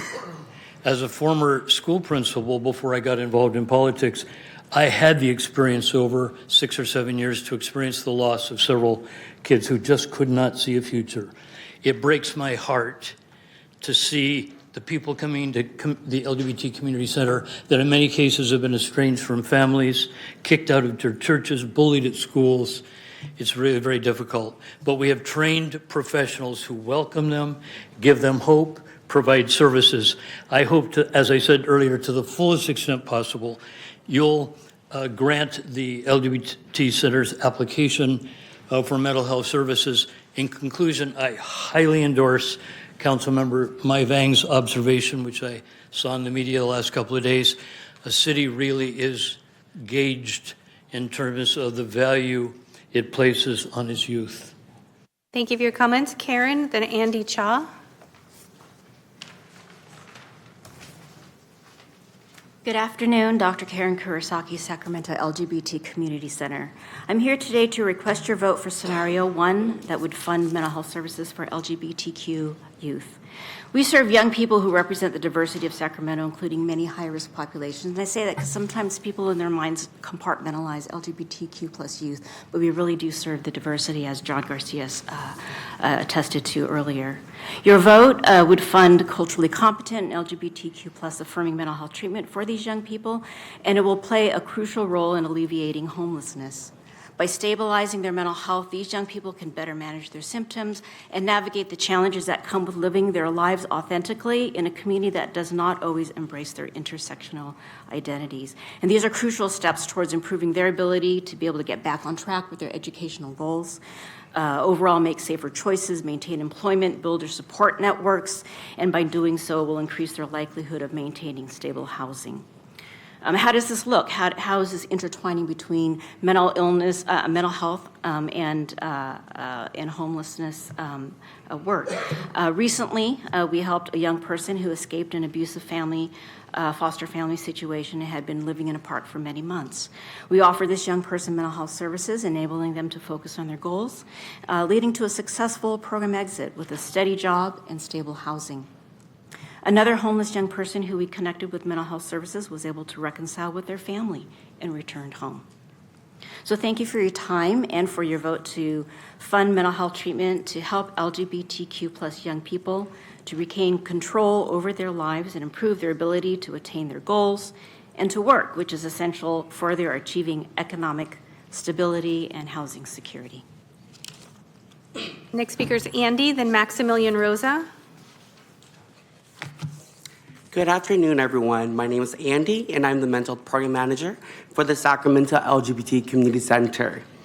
I have been with the center for over 3 years and have interacted with over hundreds of LGBTQ plus individuals, some as young as 13 years old.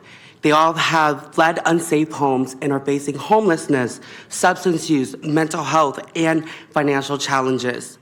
For many, our center is the first place they felt truly seen, heard, and accepted, and that is an experience that can often be life-changing and life-saving. These individuals are also having difficulties finding LGBTQ-affirming services and mental health professionals, which is why the work that we do at the center is important. This funding will allow us to expand services by hiring an LGBTQ plus mental health clinician who will offer one-on-one individual counseling and ensure that our clients receive safe, trauma-informed, and culturally competent care. With your support, we can continue showing up for our community. Thank you. Thank you. Maximilian, then Richard Barton. Good afternoon, Mr. Mayor and Council. In an effort to give everybody else some time, I'm going to talk really fast and I'm going to skip a lot of what I plan to say. So Sierra Service Project proposed a 3-year workforce development program to build tiny homes to provide transitional housing to 48 families and 96 to 144 youth in under 18 transitioning from homelessness to stable housing. Participants will receive training in leadership construction, financial literacy, career development to become community leaders in addressing youth homelessness. Not only will the youth in our program learn how to construct homes, but we will train them on how to design them, get them permitted, and make them zero net energy. This funding represents how the city is supporting innovative and critical opportunities for youth in the city to become industry leaders. By engaging youth as critical stakeholders in addressing homelessness, we can create a lasting impact, improve the business case for locally manufactured structures when the city and county establish additional housing sites in the city. We ask that you approve the Sacramento Children Fund Scenario 1 funding and empower these organizations to serve the needs of youth in our community. I also invite you all to come meet the youth that we hire for our program and help us build the community of care model to advocate for them and prove to them that we are here to support them in their journeys through life. Thank you. Thank you. Richard, then Caleb Merrill. Good afternoon, Mayor. Good afternoon, council members.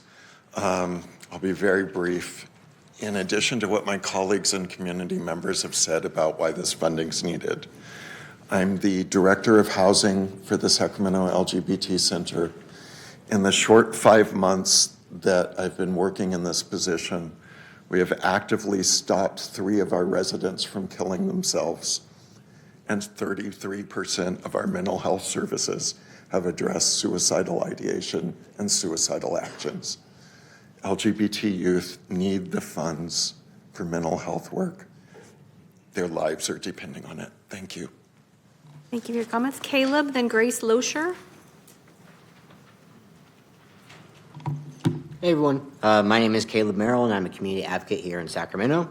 I'm also a young person who's walked through housing insecurity, addiction, and other mental health challenges. Over the past few years, I've been able to use these experiences to create lasting change within our community through helping build new programs and shaping policies that affect youth. With the funding opportunities created by Measure L, I want to emphasize the importance of investing in organizations that are already deeply rooted in our community and groups that show up for young people consistently and have built trust and work alongside youth to co-create meaningful solutions. As someone who has been on both sides of the system, receiving services and now working to improve them, I've seen how powerful it is when programs consistently show up for youth and play an active role in change-making spaces. Young people notice when care is genuine. They gravitate towards spaces that make them feel safe, respected, and truly seen. That kind of trust doesn't happen overnight. It's built through a long-standing presence in our community by people who have kept their boots and ears to the ground. In a time of uncertainty with funding and policies, we need to protect the programs that have shown they can create lasting relationships with youth and the people that serve them. It's not only important for quality of care, but program sustainability. I urge you to ensure that Measure L investments are grounded in connection, collaboration, and a long-term vision. I also highly recommend you to include youth and lived experiences in the scoring and program monitoring process going forward. Having our voices at the table ensures that our community's resources reflect the evolving needs of youth. Thank you. Thank you. Grace, then Scott Coatsworth. Hi, everyone. My name is Grace Loescher, and I've worked in youth homelessness in Sacramento for the past decade. I know this work, I know the organizations that have carried it forward, and I know the people who have committed their lives to it. I would never suggest that one program or one organization is more important than another. We are all doing impactful work, and we all deserve adequate funding. But when a funding stream claims to prioritize youth experiencing homelessness, then it is only right to invest in the agencies who have demonstrated a real commitment, experience, and results in this area. Sacramento has a long history of launching promising new programs only to defund them a few years later and start over. I am beyond grateful for the funding Sacramento City and state have invested to launch Waking the Village's Creation District program. Because of this initial support, we now have a vibrant haven that serves 400 unique Sacramento youth experiencing homelessness each year. Sacramento should be incredibly proud to have the Creation District as a pillar in its community. To cut off support at this stage means the dream ends here. My dream, and the dream of many of us in this work, is to see our city build something powerful and sustain it. How can we get there if we don't support the organizations that have already been doing the work? Waking the Village, the SAC LGBT Center, LSS, WIND, CAPSTAR, SCOE, and others have not only served thousands of youth, we've worked in deep collaboration for years to improve systems and fill gaps for this city. Together, we've expanded youth housing sixfold in Sacramento, secured YHDP funding and housing vouchers for TAY, built and led the Youth Action Board, met biweekly for years and years to drive coordinated system changes like the PIC count improvements, case conferencing, and intervention strategies. While I deeply respect the work of all local organizations fighting for a better community, many of the agencies currently recommended for funding under Measure L have not been a part of this collective work. They are not even specifically focused on youth experiencing homelessness, a distinct and high-needs population. Prioritizing these agencies over those with deep local roots in this exact area is not only confusing, it's a bit damaging. Additionally, Waking the Village's application, like others, was penalized for being based in the downtown core, but this is where youth experiencing homelessness are. This location is literally best practice for serving youth experiencing homelessness. We are located where the need exists, and we show up there daily. Thank you for your comments. Scott Coatsworth, then Jaslyn Mosley. Hi there. My husband tells me I talk too fast, but maybe that's actually an asset today. So I'm going to cut this way back. I basically just want to say we heard that the center had lost about $500,000 in federal funding for mental health awareness and mental health services. Mark and I jumped into action. We started a GoFundMe. We were very proud of it. We were able to pull together about $7,000 through it, through small donations of $5, $20, $50. Then we looked at that and realized that was about 1.5% of what the center has lost. We can't do this alone. We really need your support. I'm hoping that there will be funding for the center here. As many people before have said, these kids need it. When I was a gay kid, I could have really used a place like the center, and they just didn't exist. It does now, and so please support those services. Thank you very much. Thank you for your comments. Jaslyn, then Albert Tittman. Hello, my name is Jaslyn Mosley. I am a youth and advocate who has experienced homeless insecurity and mental health and mental illness. Today, I have the privilege working with some of the very resources that have supported me today.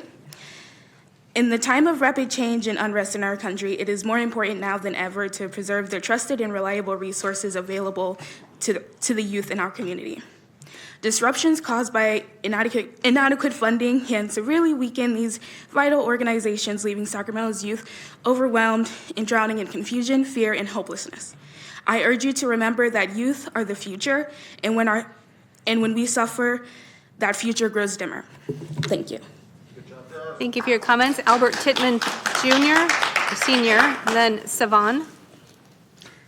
Hello, Mayor, City Council members. My name is Albert Tittman Sr. I am the Deputy Director for the Native Dads Network. I'm also a local tribal person, so I want to just acknowledge you for acknowledging my Nisenan, Miwok, and Maidu relatives. Our organization has been in existence. This is our 10th year. We feel like we've grown a little bit beyond grassroots, but understand that the history of our people in this nation is 500 years in advance. So we got a lot of catching up to do. We've been working diligently in the Sacramento region, across the state of California, to bring back this core value of family. Native Dads Network, calling back Native fathers in the community, which means we're working with mamas and we're working with children. Core family. A lot of the work we're doing here recently is in school districts, meeting families where they're at, community-based movement building, addressing the fentanyl crisis, working in Indian education programs, Title VI funded programs. And what I noticed about this funding is while I appreciate the efforts and understand that this funding cycle has already been determined, that I want to encourage you to take a closer look at our Native organizations like the Native Dads Network, Native Sister Circle, SNAC, all of the organizations that are here to represent the reason why we haven't been funded this round, and encourage you wholeheartedly to take a look at the next round of funding and assist us. We got a pretty decent score at Native Dads Network. However, we are not in either one or two. And so, again, ask you to take a look for the future round of funding and help us to continue to do this work to address all the issues, mental health, suicide.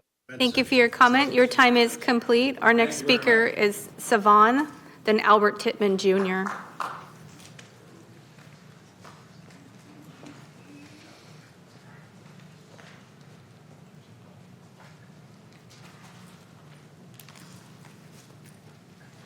Kisarian Ingera, my name is Savo. That translates in Maasai to, and how are the children? In the Maasai culture, the children are central. I don't feel like we value our children in the same way in our culture, and I'm asking us to step up on that front. I'm the recording director at Creation District with Waking the Village. I record unhoused youth for free every day, and I know personally what they go through all the time. These recording sessions end up turning into therapy sessions. Many of our youth are sleeping in the streets, and if they're not in the streets, they're in their cars or they're in their shelters that are very unhealthy and socially disruptive. We cannot operate with a lack of clear funding for our programs. Creation District alone is a hub for not just LGBTQ youth, but also Black youth, which are 60% of our unhoused youth population, right? And when we're talking about unhoused youth, we're also talking about women and men who are escaping domestic violence and have to stay in these situations because of that housing, right? Women 18 to 24 are the most vulnerable for domestic violence, by the way, which is exactly who we serve over here at Creation District. So we really urge you to reconsider how you're funding these programs and do not leave out LGBTQ organizations and organizations that serve Black and brown youth as well, the most vulnerable in our society. Thank you. Thank you. Albert Tittman Jr., then Apollo Moon and Hurricane Jones. Honored members of the council, first, thank you for giving me this time and space today. Majuxis Kuchihia Maniske, Kaniasis Albert Tittman Jr., and I'm Thumula Nisan, Miwok, Madu, Medesi Band, the Piver Nation. And even deeper than that, I come from a Pumne people, and that means people from right here from Earth. I'm a proud advocate and mentor for urban Native youth. I serve as a youth coordinator for Impact, Indigenous Mentors Protecting Ancestral, Cultural, Tribal Traditions, a Native youth group here in Sacramento grounded in cultural and traditional values. Before I begin, I want to acknowledge the land we stand on. We stand on stolen land. This is and always has been the land of the Nishnawbe Capellan people. We've been taught where the four rivers flow, the Sacramento, American, Cosumnes, and McCollum. Our ancestors have been the caretakers of this land since time immemorial. I come before you not just as a member of this community, but as someone who has seen firsthand what programs like Impact and other Native programs can do. This isn't just service, it's a safe haven, it's healing, it's hope, and it's a lifeline for our youth. Many of our young people are navigating trauma that has been passed down through generations. They're dealing with systems that weren't built for them and too often built against them. They're experiencing cultural erasure, loss of language, and a loss of identity. Programs like Impact give them the path to take back who they are. It helps them reclaim their stories, and let me be clear, this isn't a luxury. For our youth, this is survival. When programs like this go unfunded, we silence voices that have already been silenced for far too long. We cut the chance for you to connect with mentors to understand that not just struggles, but the sacrednness of who they are. Impact addresses mental health and substance abuse, yes, but it also goes deeper. It teaches our youth how to rise, how to lead, how to navigate legal and social hurdles that are unique to Native communities, and most importantly, how to heal. But here's the hard truth. Time and again, Native communities are overlooked. Let me give you a few facts. Native programs remain chronically underfunded in nearly every area: healthcare, education, housing, public safety. Native youth also have the highest suicide and overdose rate over any racial group in the country. Thank you for your comments. Your time is complete. Our next speakers are Apollo and Hurricane, then Love Duncan. Sir, your time is complete. Please take your seat. Sir, your time is complete. Please take your seat. While denying support of original people from this Thank you. Hurricane and Apollo, then Love Duncan. I don't see Hurricane. Love Duncan. Following Love is Josh Mize, La Familia, maybe Johannes, then Amira Kod. Hello, my name is Love Duncan. I am a proud Round Valley tribal member of Covelo Indians. I am a youth peer intern at Native Dads Network. I am here to speak to you about the addressing of the funding. I was a young person who relied on programs just like these ones. I went through foster care as my parents were going through addiction. My dad completed his journey and started his recovery. It wasn't until my father began attending Native-based recovery programs rooted in culture, community, and healing, that our lives started to change, that these programs helped him get sober. As I went through youth-focused programming, I found the tools I needed to understand myself, heal, and grow. I found purpose. I'm standing here today because of the programs that existed when I needed them the most. They showed me a different path, one rooted in identity, culture, and resilience. I am not a statistic because of the support, mentorship, and cultural grounding I received through Native-led programming. But the truth is, without continued funding for youth programs like ours, we risk doing more harm than good, especially in unrepresented and marginalized communities. Native youth already face significant systematic barriers, high rates of foster care involvement, substance abuse, mental health challenges, suicide, and disconnection from our cultural roots. Native Dads Network isn't just another nonprofit. It's community-driven. It's focused on our healing, accountability, and cultural revitalization. We serve families holistically, supporting parents on their recovery journeys while empowering youth to reclaim their identities, build resilience, and lead with strength. When you invest in Native-led youth programming, you're investing in prevention, in healing, and in our future leaders who will get back to their communities, just like I am today. So I ask you, when you consider where your funding goes, think about the young Native kids who deserve a chance to thrive. Think about the families working hard to heal. Think about the lives that can be changed. Thank you. Thank you for your comments. Josh Mize, then La Familia. Honorable members of the City Council, thank you for allowing me the time to speak today. My name is Josh, and I'm a youth coordinator for Native Dads Network. I wanted to speak today on the importance of this funding and how it's directed to communities. I wanted to point out that I have seen no direction of funding towards tribal populations. I highly encourage this institution on the next round to consider Native Dads Network for funding as we provide value services towards mental health, youth leadership, substance use prevention, suicide prevention, and harm reduction approaches that serve the Native population in the Sacramento area. Every family in the Native population has experienced a drug overdose, suicide, and or lived with some trauma passed down from the boarding schools. Many have lost their self-identity and worth. Cutting this funding means cutting ties to a future where Indigenous youth thrive. Our community benefits from the growth of Native youth and their sense of identity. When funding is stripped, we value the lives of our young people who depend on safe space. Our organization creates a safe space for the lives of Native young people. Our program, Indigenous Mentors Protecting Ancestral Cultural Tribal Traditions Impact, is a program that does far more than provide services. It provides hope, it provides healing, and provides a future for Native youth. Thank you. Thank you for your comments. La Familia, then Amira.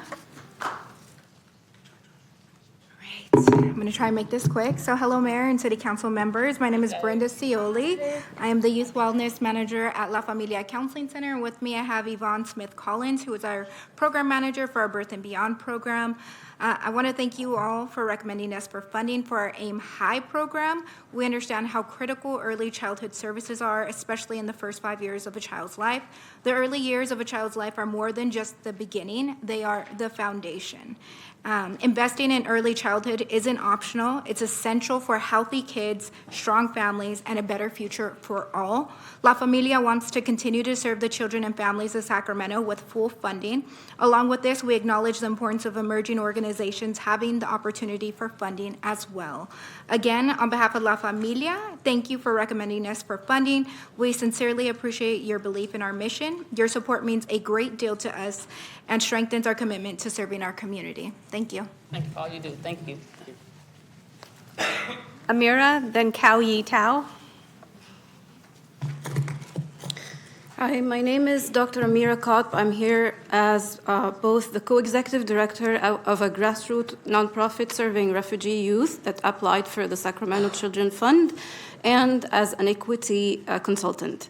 I want to thank the Sacramento Children Fund team for their strong equity lens, first by structuring the RFP to split funds 50-50 between public entities and community-based organization, and second, through their genuine attempt to prioritize grassroots organization in scenario number 1. However, both scenarios have significant gaps, as some CBOs or community-based organization scoring higher than grassroots nonprofits and public entities received nothing, while others face disproportionate cuts. Grassroots organizations that scored higher than public entities also were either capped at $75,000 or excluded entirely for not being a public entity. As a result, I developed scenario number 3, which I brought to the attention of the team, and they suggested that I present it today. In this scenario, all applicants who scored more than 90, including many of the organizations that spoke today, get the same percentage of the requested amount. All applicants with the same score are treated equally, and all CBOs that overscored grassroots organizations and public entities are not eliminated. The same percentage of cut to all aligns with how the city currently manages its budget across all departments, even those like law enforcement with large shares. If that's fair for departments, why not for nonprofits as well? So Thank you for your comments. Your time is complete. Kao Yi, then Leticia Aguilar. Hello, Mayor and Council. My name is Kao Yi Tao. I am the Director of Policy and Partnerships with Hmong Innovating Politics, also a member of the Racial Equity Alliance. First and foremost, Mayor, respectfully, I would like to request you reconsider setting a limit on the public comments. public comment is not a checklist on the agenda, and we as the people had no control of the agenda. I hope that we will let everyone speak here today. Many of the folks in the audience are young people, and they had to coordinate travel to get here. So I think it's really important to hear from everybody.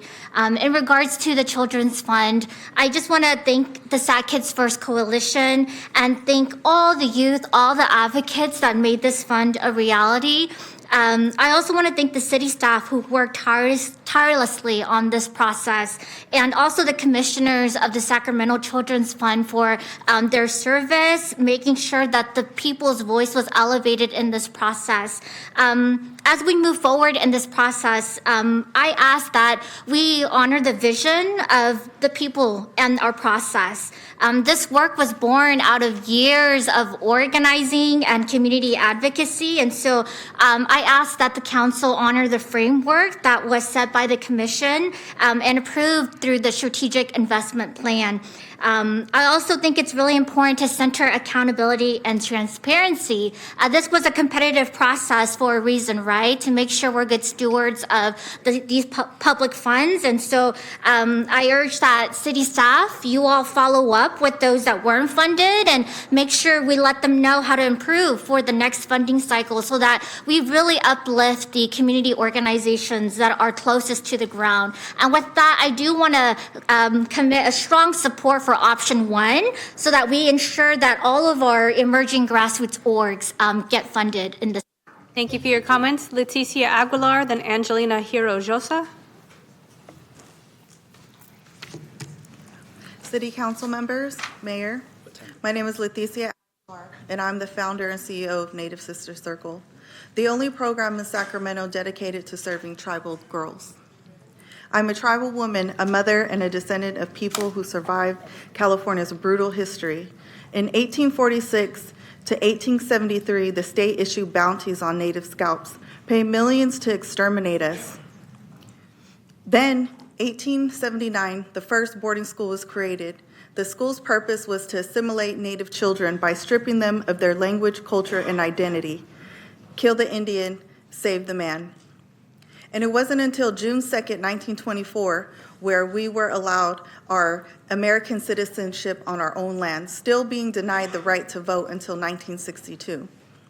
Born and raised just 3 hours from my ancestral home on Miwok territory, and yet I am still made invisible. The invisibility is the reality for many youth in Sacramento, especially girls. Their struggles are unique, fueled by historical trauma, and the solutions must come from within our communities. That is why I created the Native Sister Circle, after seeing my own teenage daughter face these challenges. We are at full capacity in our most vulnerable communities that are underserved with generations of false hope. Cultural-based prevention, intervention, and leadership development that Native youth need, not just to survive, but to thrive, is what is best. Our youth deserve summer internships. Our youth deserve to be seen, supported, and empowered. We must undo the wrongs of the past, creating a new innovative path forward. Thank you for your time in recognizing the importance of investing in tribal communities. If you invest in orgs like ours, we can help reduce burdens of the. Thank you for your comments. Your time is complete. Angelina Hinojosa. Yeah, and just real quick, Angelina, just we have 20 minutes left in our public comment. We're just doing 1 hour, so that's what we decided, and we have 18 of you to speak. So I encourage you to try to cut it in half so all of you can speak. Thank you. Angelina, then Ed Kazmarek. Good evening, City Council members, Mayor. My name is Angelina Hinojosa. I'm a proud member of Pinole Pomo Nation, and I stand here not just as myself, but as a representation of a whole community that deserves to be seen, heard, and invested in. I've been a part of many Native and non-Native organizations, grassroots, growing up. Native Sister Circle, Self-Awareness and Recovery, Native Youth Ambassadors, Live Beyond, you name it, that do boots on the ground work, building safe spaces for our youth to grow, heal, and lead. Just last week, my story on mental health was featured in the Sacramento News and Recovery. I've had the honor of meeting former President Biden and Vice President Kamala Harris at the annual Tribal Youth Forum. But none of that would have happened just by chance. especially not have happened coming from the family ties of gangs, drugs, and alcoholism I come from. It happened because my community lifted me, because someone saw potential in me when the systems didn't. And yet, despite all this, we continue to be overlooked. We are people who have endured broken treaties, broken promises, and generations of being made invisible. And today, when Native youth programs are left out of funding and support, that invisibility continues. It tells our youth that no matter how hard we work, how much we build, and how deeply we care, it's not enough to be seen. But I'm here to say we are still here. We are still rising, and we are still fighting for the next generation to thrive, not just survive. We don't want handouts. We want to be included in the vision for a better future. Inclusivity. We want to change to youth. We want to change the youth. We want to make sure that we give them good homes, spaces that they could thrive in. We deserve visibility, support, and the opportunity to walk in their full power. Don't let us remain invisible. See us. Believe in us. Thank you. Thank you. Ed Kazmarek, then Monica Mares. Hello, Mr. Mayor and Council. I'm Ed Kazmarek, Executive Director of Campus Life Connection in the Sacramento area. We've been in existence and operating for over 70 years, working with middle school and high school kids. And I have with me I have the pleasure of being with my friend, Coach Omar Turner, and he's going to tell you a little bit about crossover basketball. All I want to say is just thank you. Thank you for given the support that we need to reach out to the kids that we do.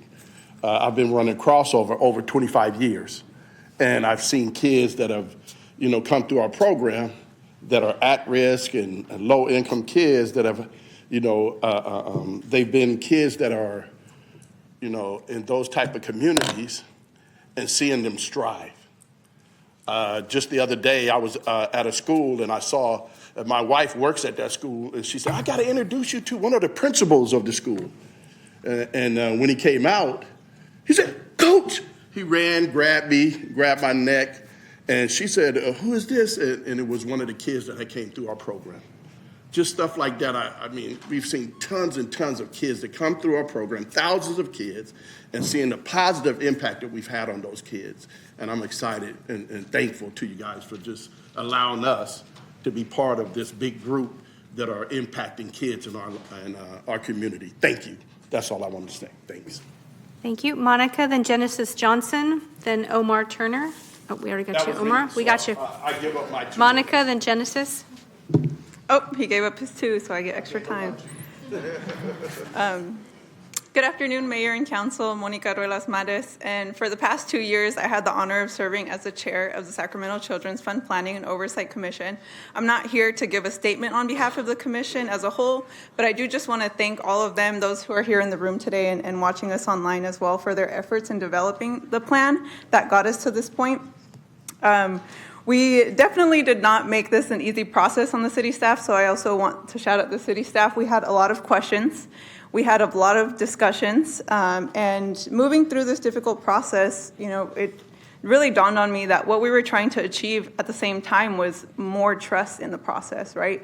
We created, or I was a part of the movement that created Measure L, and we wanted transparency in this process. We knew that it was going to be a competitive process, and we knew that some orgs potentially weren't going to get funded. And so I'm not here to necessarily talk about any of the scenarios, but I do want to share just my appreciation for all of the staff that made it possible for us to get here. I do feel the need to acknowledge that in this particular moment in history when major cuts are happening at the federal level, I mean, the Sacramento Children's Fund is important even now more than ever. And so I'm really happy that we're moving this process along and that there's a potential for funding to be released within the next couple of weeks, if not sooner than that. I do just want to speak briefly on the recommendations that were presented before you today, and I was pleased to see some of the investments going towards programs for youth experiencing homelessness. I mean, obviously that's a major issue that we see in our city, we know that. And I want to just acknowledge that there's even more coming with this guaranteed basic income program that the RFP is supposed to be released this summer. And so when we see that happening, we know that we're making some investments at the city level to prevent youth from becoming homeless. However, I do want to acknowledge that there are organizations in the room that I stand by that Thank you for your comments. Your time is complete. Our next speaker is Genesis, then Francisco Cole.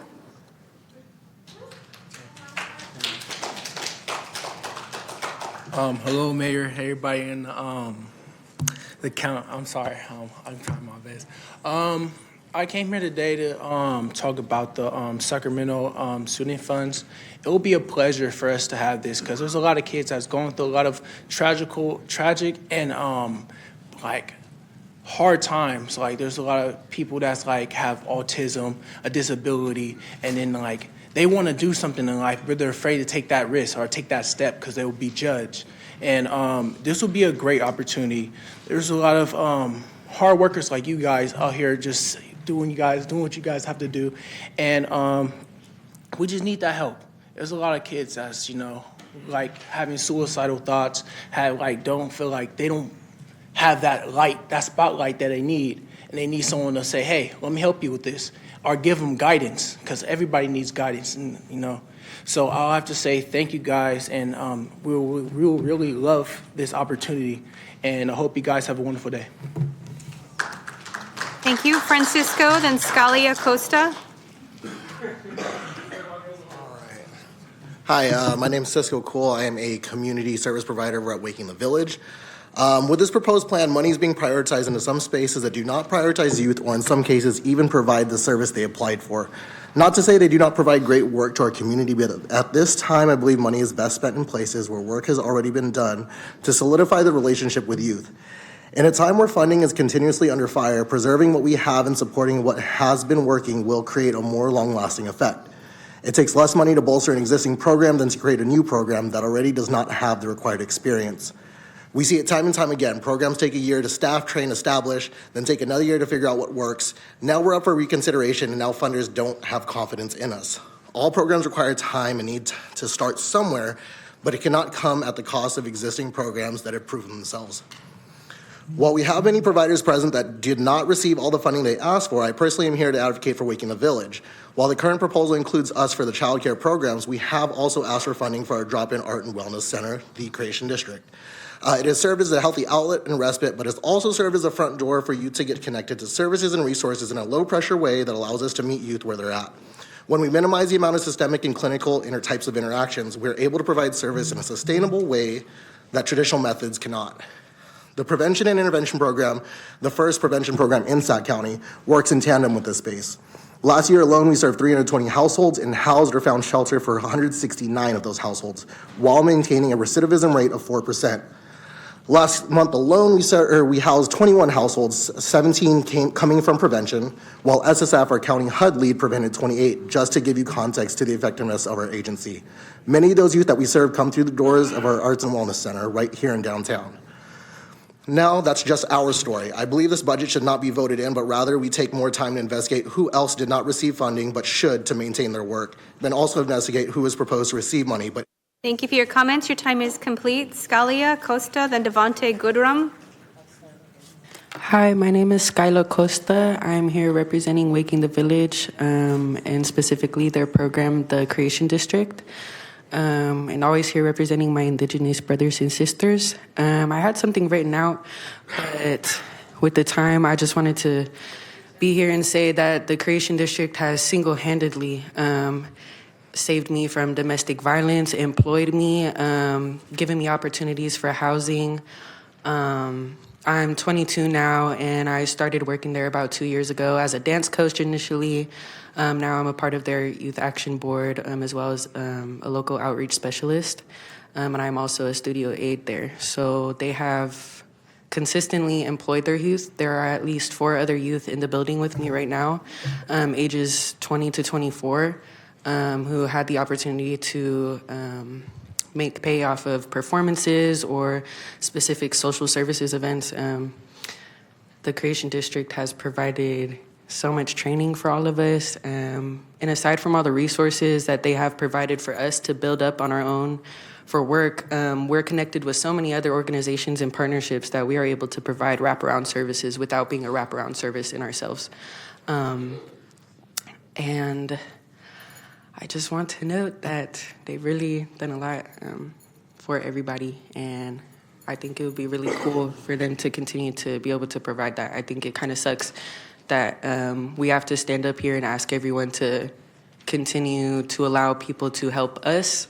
We go home if we have a home and we ask people to help us and they don't, and we sleep outside and they don't help us, and we go to work and they don't help us, and now we're standing here and I'm begging you guys to continue to support us, and it sucks that all of these organizations have to sit here and do this, but I am very appreciative of the opportunity. Thank you. Thank you. Devontae, then Angela Maldonado. So Devontae, Angela Maldonado, then Sandra Vang.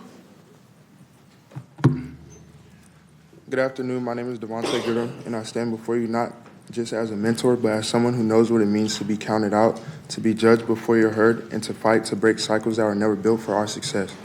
I work with self-awareness and recovery, where we mentor young men, many of whom came out of the juvenile justice system. These are boys who've been labeled as problems, but what they really need is someone to see them, to guide them, to remind them of who they are and what they can become. When I sit in a circle with these young men, I don't just see their charges, I see their potential. I see the artist who never had an outlet. I see the leader who was raised in chaos. I see the boy who never got to be a child, and I tell them, you matter. But words alone aren't enough. They need structure, therapy, education, and opportunities that don't end in just a cell block. That's why these funds are not just important, they're crucial. They give us the tools to show up for these young men consistently. They help us create safe spaces, job readiness programs, healing circles, and mentorship that changes lives. We're not just keeping kids out of jail, we're helping them rebuild their lives. And when we invest in them, we invest in safer communities, stronger families, and a future where young men of color are known for their brilliance and their mistakes. See our youth. Thank you. Thank you. Angela, then Sandra.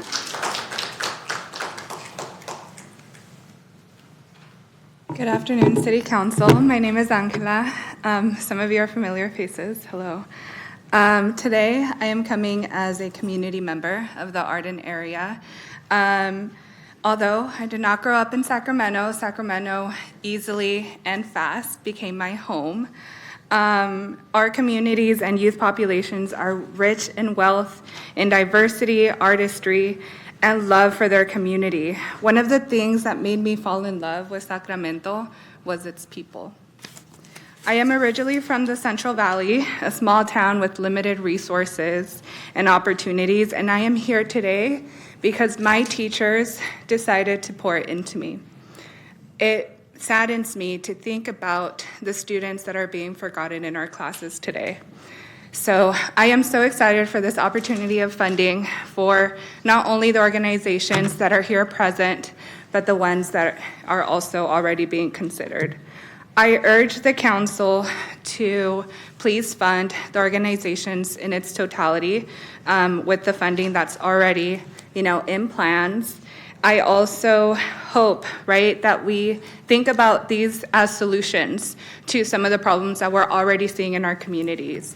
A lot of these programs will support students that would, or youth that would otherwise, be facilitating crime or be stuck in other situations. So I urge the council to please support the organizations that are here today and also the folks that have asked for them to be reconsidered as well.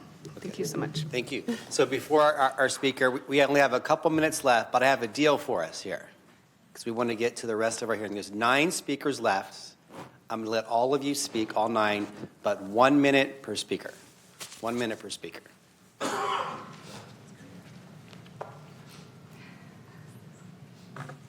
Good afternoon, Mayor McCarty and City Council members. My name is Sandra Vang, and I'm a youth organizer with Hmong Innovating Politics. I want to first thank the commissioners and youth who advocated and pushed for the funds to be approved. In 2022, I was one of the youth who showed up, canvassed, and spoke with dozens of community members in the South Sacramento region in regards to voting for Measure L because I really believed in its purpose to serve our most impacted youth. It'd be a shame for the funds to be redistributed wrongly after all this time. I urge the council to respect and uphold the vision of the Sac Kids First funding and honor the framework that was thoughtfully put together by the commission, youth, and community. Thank you for your time and take care. And thank you, Mayor McCarty, for the extra minute for everyone. Dalvang Adro Okara. Gina Richardson, Nicole Kravitz-Wertz. And again, if we are under 1 minute, we might get through everybody. Thank you. Okay, I'll try to be concise as well. Good evening, council members and mayor. My name is Dal, and I'm the field manager at Hmong Innovating Politics. We work with young Hmong Americans in the city to encourage them to be civically active and so that they could also advocate for their community as well. I'm here today to urge you to honor the vision behind the Children's Fund, a vision shaped not by politics, but by years of youth organizing and community advocacy. The framework set by the commission and community wasn't accidental. It was intentional, thoughtful, and rooted in the lived experiences of the very youth this fund is meant to serve. If the council wants to make a change to the SIP, that conversation must also include the commissioners. Collaboration, not top-down decisions, will ensure we stay true to the fund's mission. I know budget cuts are coming, and I hope that you all don't try to supplement the cuts from this measure as well too. And then finally, we must stay focused on most vulnerable youth, those impacted by poverty, violence, homelessness, and trauma. This fund isn't about checking boxes. It's about meaningful, high-quality programming that changes life. We need to ensure every funded organization and every city department involved is held to that standard. Let's keep the Children's Fund true to its roots and true to the young people it's built to uplift. Thank you. Adro, then Gina Richardson, Nicole Kravitz. Good afternoon, Mayor and Council. My name is Adria Okoro with United Way California Capital Region. I want to first thank you all with your appointments to the Sacramento Children's Fund Commission. The commissioners put together an innovative package, including guaranteed basic income for our most vulnerable youth, our foster youth, age 18 to 24. Really looking forward to that RFP coming out. It's an innovative program. It will be one of the first of its kind in the nation that's connected to an ongoing funding source. So definitely want to lift up the commission in establishing that, and also just urging council to continue to do the goals of Measure L, which is to supplement and not supplant existing services so that we can do more for our youth. Thank you. Gina Richardson, Nicole Kravitz-Wertz. All right. Good afternoon, esteemed members of City Council. My name is Gina Richardson, and I'm speaking today as the Vice Chair of the Sacramento Children's Fund Planning and Oversight Commission, proudly representing District 1. However, the views I share are my own and do not necessarily reflect the official position of the Commission. I want to take a moment to express my deep appreciation to my fellow commissioners and city staff. Over the past year and a half, we've worked diligently and collaboratively to get to this point, developing a strong, transparent process that has led us to a list of finalists from this highly competitive RFP process for this children's fund. The progress we've made together is significant and should be recognized. After careful review, I personally support Scenario 1. It not only meets all 5 of the Sacramento Children's Fund programmatic goals, but also broadens access, supporting a diverse mix of community-based organizations from well-established groups to emerging and grassroots nonprofits, as well as city entities. This diversity is essential in addressing the wide-ranging and evolving needs of Sacramento's most vulnerable youth. Scenario 1 also creates space for innovation and inclusion, ensuring newer organizations have a pathway to contribute and deliver culturally relevant, responsive programming. Thank you. What'd you say? Thank you. Oh, that's it? All right. Y'all heard me though. Nicole Kravitz-Wertz. Hi, everyone. I am Nicole Kravitz-Wertz, and while I'm here in my personal capacity, I'm also a researcher and a college professor who studies public health and youth and community-led violence prevention efforts. I'm also the District 7 representative on the Children's Fund Planning and Oversight Commission. So I want to start by saying that I am extremely encouraged that we have made it to this point and that we can soon get money and funds out into the community. I hope the council will move expeditiously to get this approved and the money out the door. Ultimately, it's our responsibility as a commission, as an oversight body, to ensure that these funding decisions are aligned with the spirit and intent of Measure L, supporting, in particular, our children and youth most impacted by poverty, trauma, and violence. So as we go forward, I hope that we will continue to monitor things like whether the 50-50 split between CBOs versus city and other public agencies does not hinder those goals and, in fact, directly and not just incidentally impacts children and youth. Thank you. I just want to note there was only one violence prevention initiative fully funded in either scenario, and so I would encourage us to reconsider that. Thank Thanks. you. Marbella Sala, Mercedes Parker. So Marbella, Mercedes, Julie Rotten, and Imoni Durham. Roten. Okay, I'm not going to go through the niceties. I'm Marbella, and I'm here speaking as Marbella Sala and not anybody else. But I want to say that I really Measure L commissioners were outstanding in putting this process together. I keep hearing that this was a competitive process, but the competition was not fair, because those smaller agencies that are small and mighty and are doing good work in the community and trusting the community, they did not have the infrastructure or the support staff that those bigger agencies got funded. It was not competitive. And I think when the process was developed, they did not take that into account. That application was grueling. I wouldn't have been able to do it unless I had a grant writer helping me. So I think in the next time, please consider it. And I want to say, and there's no accident that no Native American program serving youth in this community is not being funded. That was not an accident, because there was a flaw in the process.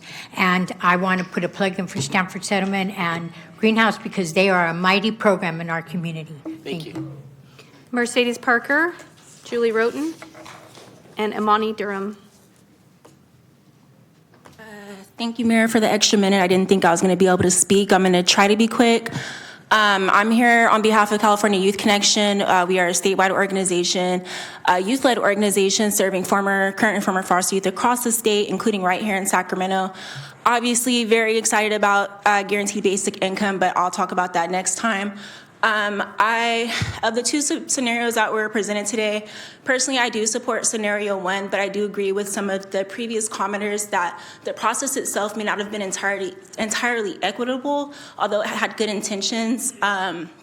Definitely support the commission, the strategic investment plan, but I think next time we do RFPs, it would be wise to hold some space for the folks that did not receive funding that are doing that good work in Sacramento. And then over the time of just rolling out the Sacramento Children's Fund, making sure that the programs that we are selected are in a good position to achieve the goals that we set out with the Sacramento Children's Fund. And again, just making sure that the process is fairly competitive. Thank you. Julie? Thank you. Good afternoon, Mayor and council members. Very briefly, one question and one request. What if you revisited the 50-50 split of the fund bucket to reflect the proportions of applications received by category? Over 100 nonprofits applied. Out of 121 total applications, 85% nonprofits. So maybe the bucket should be 85% nonprofits. My request is that I urge you to ensure that funding reaches as many underserved communities as possible, impacting the greatest number of youth as possible. Fund as many nonprofits as you can. I'm really a big fan of scenario 3. This would reflect the exercise that we did today, where we all gave up part of our time to make sure that everyone could be heard. Thank you. And Imani is our final speaker.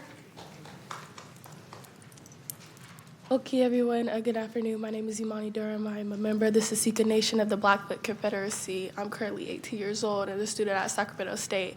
I would just say I was born and raised here in Sacramento, and during the time that I've spent growing up here, I've watched my city and my home turn to ruins.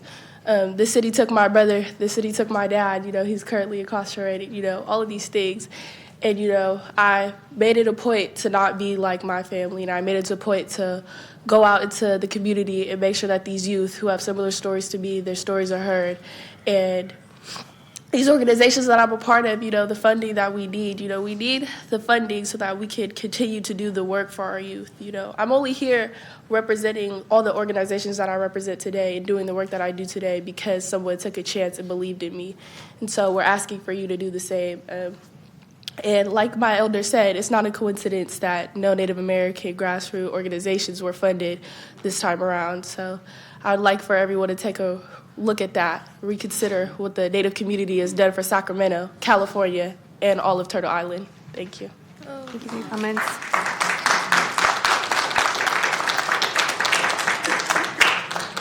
Okay, thank you. That concludes our public comment. We have at least four council members punched up to speak on this.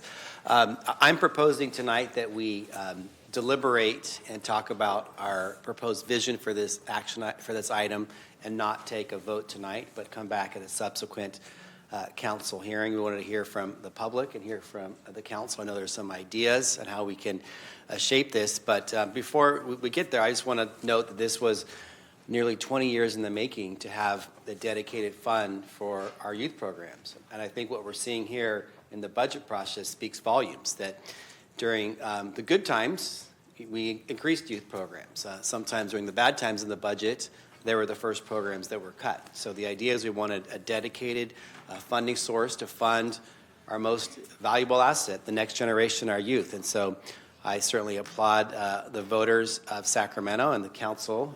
Some council members were very active in supporting this measure.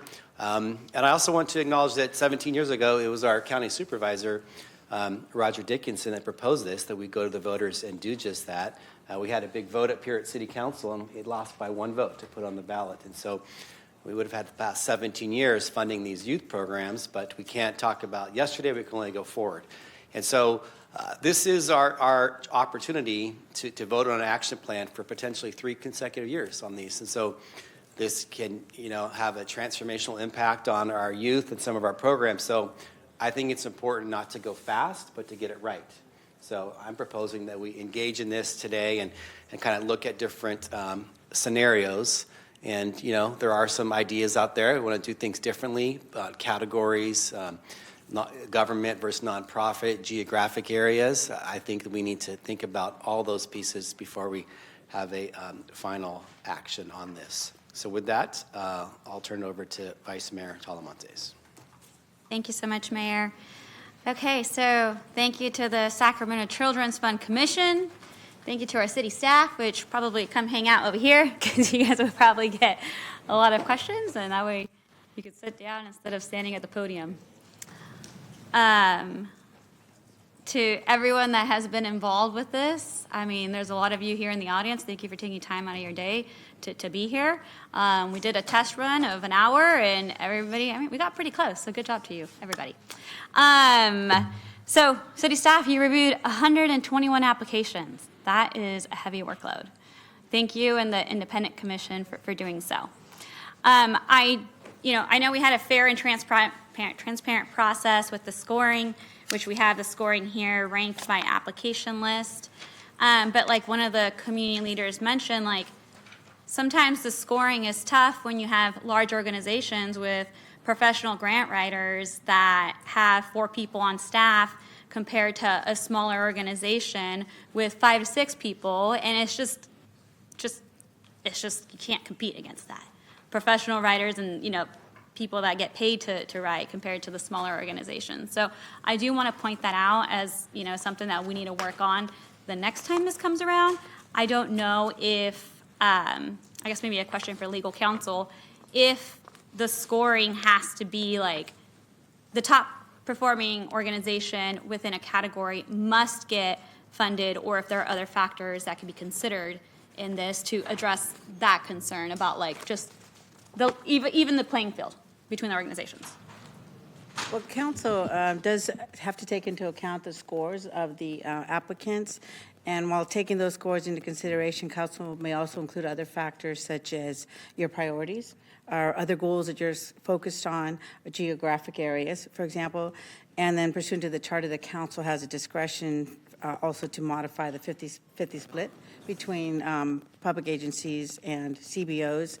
If the council, part of what you're doing tonight is to establish goals and direction for staff. If you're going to establish a set of criteria, then you would tell staff to present that to you, and then you can rank those criteria as part of your consideration for awarding these funds. Okay, thank you. That's helpful. And so I don't know, I think everybody got these lists, right? Okay, so I went through the last few days and I went line item by line item. So here we have a ranked application list, and here we have a ranked application list by fund goal. There were some changes that were made because some people were listed in the wrong category. And then I want everyone to know that these are all scenarios. They're scenarios that city staff made up for us. to consider tonight, but they're not the exact funding of how everything can go down because it's still like discretion and we're still, moving forward with these conversations about what's important to us. There's 5 buckets that we can choose from. So they're scenarios. I just want to make sure it's clear to everybody. But what I really liked about the scenarios that were presented was that like every single scenario had like a description of the fund goal, the applicant, the scoring, how much money was requested, adjusted, and then a program description here. And these 2 worksheets that have it by score and by fund balance don't have it. So there are some programs here that scored well, but then I don't know what they are because there's no program description. And it makes it hard for me as a policymaker to be like, okay, I'm going to choose this program versus this program because we also don't have access to the grant applications that you all submitted. And so our city staff did a wonderful job putting the program descriptions for each one of these, but they're not on here. And so for me as a policymaker, as I was reviewing this, it made it difficult for me because I didn't understand which program was what. I had to look at the score. So for example, we had some organizations that applied for 7 different grant applications. And so I had to look at the score of each grant application, then come back to the scenario to figure out what the program did. And so that's something for me, if we decide to postpone this, if the council decides to move this to maybe June 3rd, because having it postponed indefinitely is not fair to you because everyone's been super involved with the process. And I want to get this done before the budget and make sure that we get the dollars in the hands of our kids before summertime and that we keep this process moving along. But having like an exact description about what each program hopes to accomplish would be very, very helpful for me as a policymaker. So that's my first ask.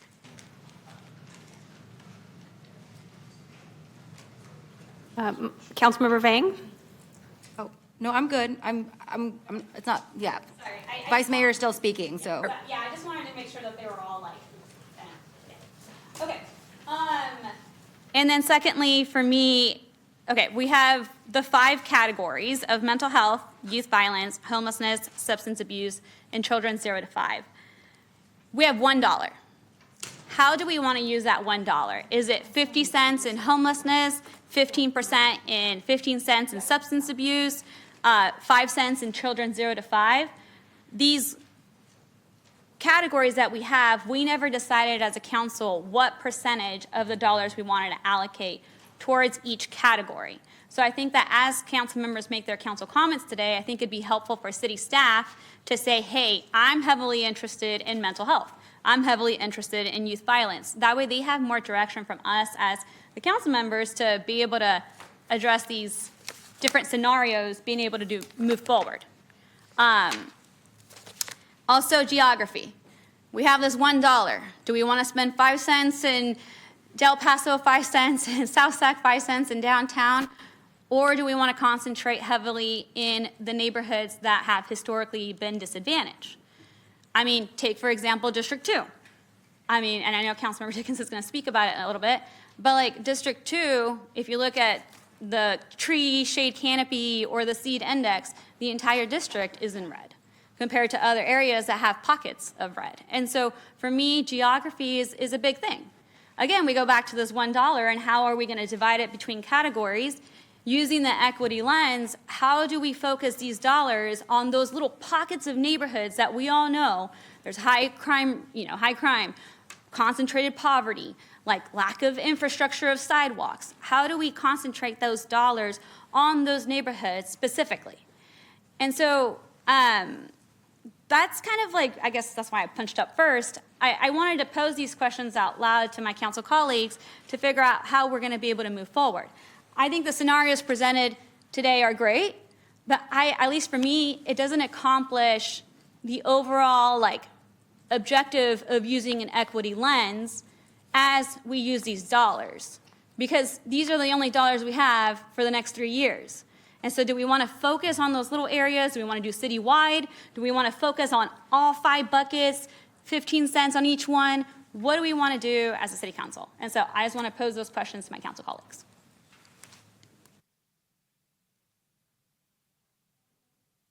Councilmember Vang. Thank you, City Clerk, appreciate that. Thank you, Vice Mayor Talamantes, for your questions, all really good points. So I have some thoughts, some comments, and a motion on the table, but if it doesn't pass, then I guess we'll see y'all again on June 3rd. I'm hoping that it passes tonight, though, but just a few things. One, I just want to acknowledge that it's been 3 years since the passing of Measure L, and we're finally here.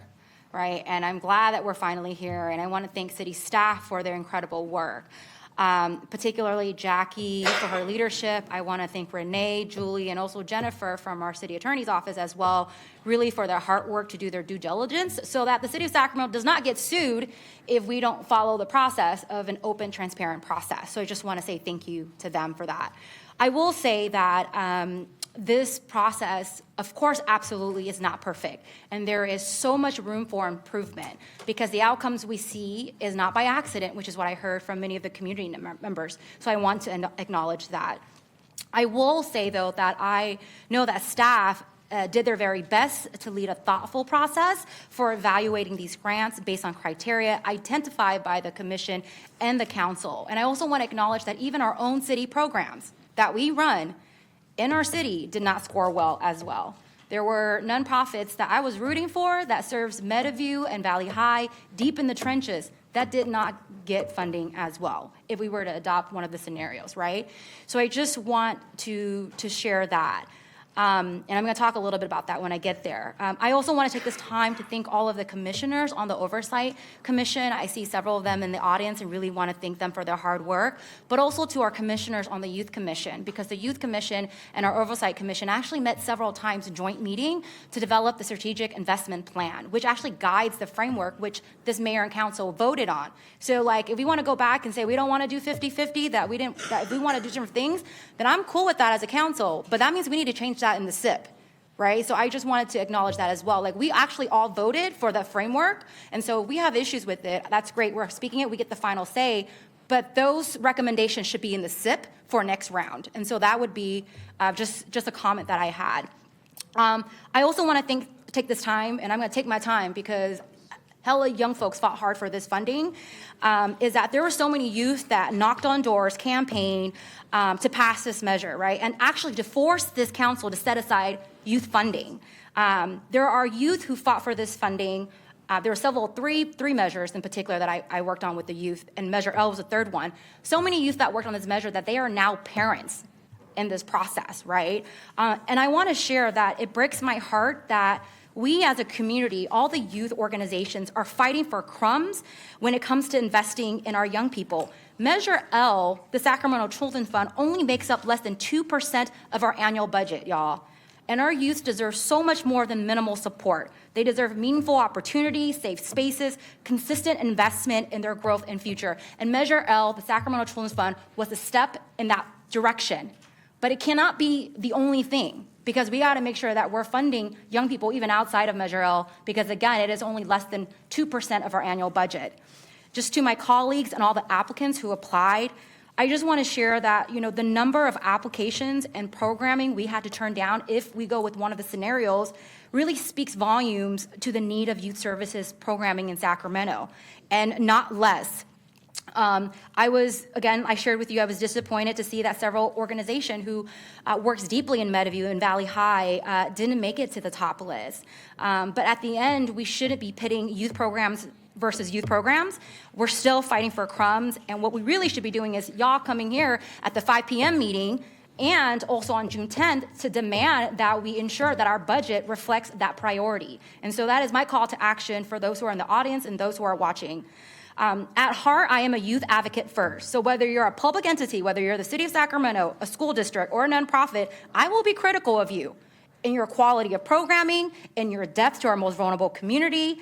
That for me is a priority as a policymaker. And so it's important for me to uphold the commission's framework, which we all voted on, the SIP, right, the strategic investment plan.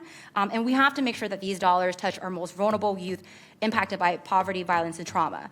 Something I will share is that good ballot measures, good policy goes to die at implementation if we're not intentional in the ways we operationalize the policy or measures. So with that, I actually do have several questions for city staff. So I just want to acknowledge that I know there are a lot of nuances right? Even though we did a transparent, open process, not everyone got funded. We also acknowledge that perhaps those that had really good grant writers had got to level up because they know how to write grants, they know how to apply, right? And so I have several questions on that. But the first question I really want to ask is around public entities. I noticed that the city, us, school district, and government entity also applied for upgrade in facilities. And my understanding, according to the measure, is that you could use it for upgrade for facilities, but you have to determine to make sure that it actually impacts youth. And so in Del Paso Heights in particular, the need is dire, so I'm not even going to really talk about that because D2 needs that library for our most vulnerable youth, and so I have full support in that. I just had a question. So the first question is, how did you determine in the application, in terms of facility, that it is a facility serving a youth organization? Thank you, Council Member, and I'll also defer to City Attorney to add in here. But essentially, we utilize the Auditor's Office threshold of 50% or more. If they were able to show in the application that they are serving youth at a 50% rate or higher, then they were eligible for the Did you program. say 50%? 50%. 50% or higher. And so that's how you were able to determine the North Sacramento Library and Granite Park. Is that correct? Correct. Okay. So I want to ask a little bit about nuances because, again, my priority is ensuring that these dollars impact our most vulnerable youth. And I'm not picking on District 6 because I support Scenario 1. I'm just going to put it out publicly. But I want to take Granite Park as an example because in Scenario 1 and 2, they would receive funding to do upgrades on their park. I'm curious to know who is the master lease at the park. And I only share this because I know that there's a lot of soccer tournaments that happen at Granite Park, which is great.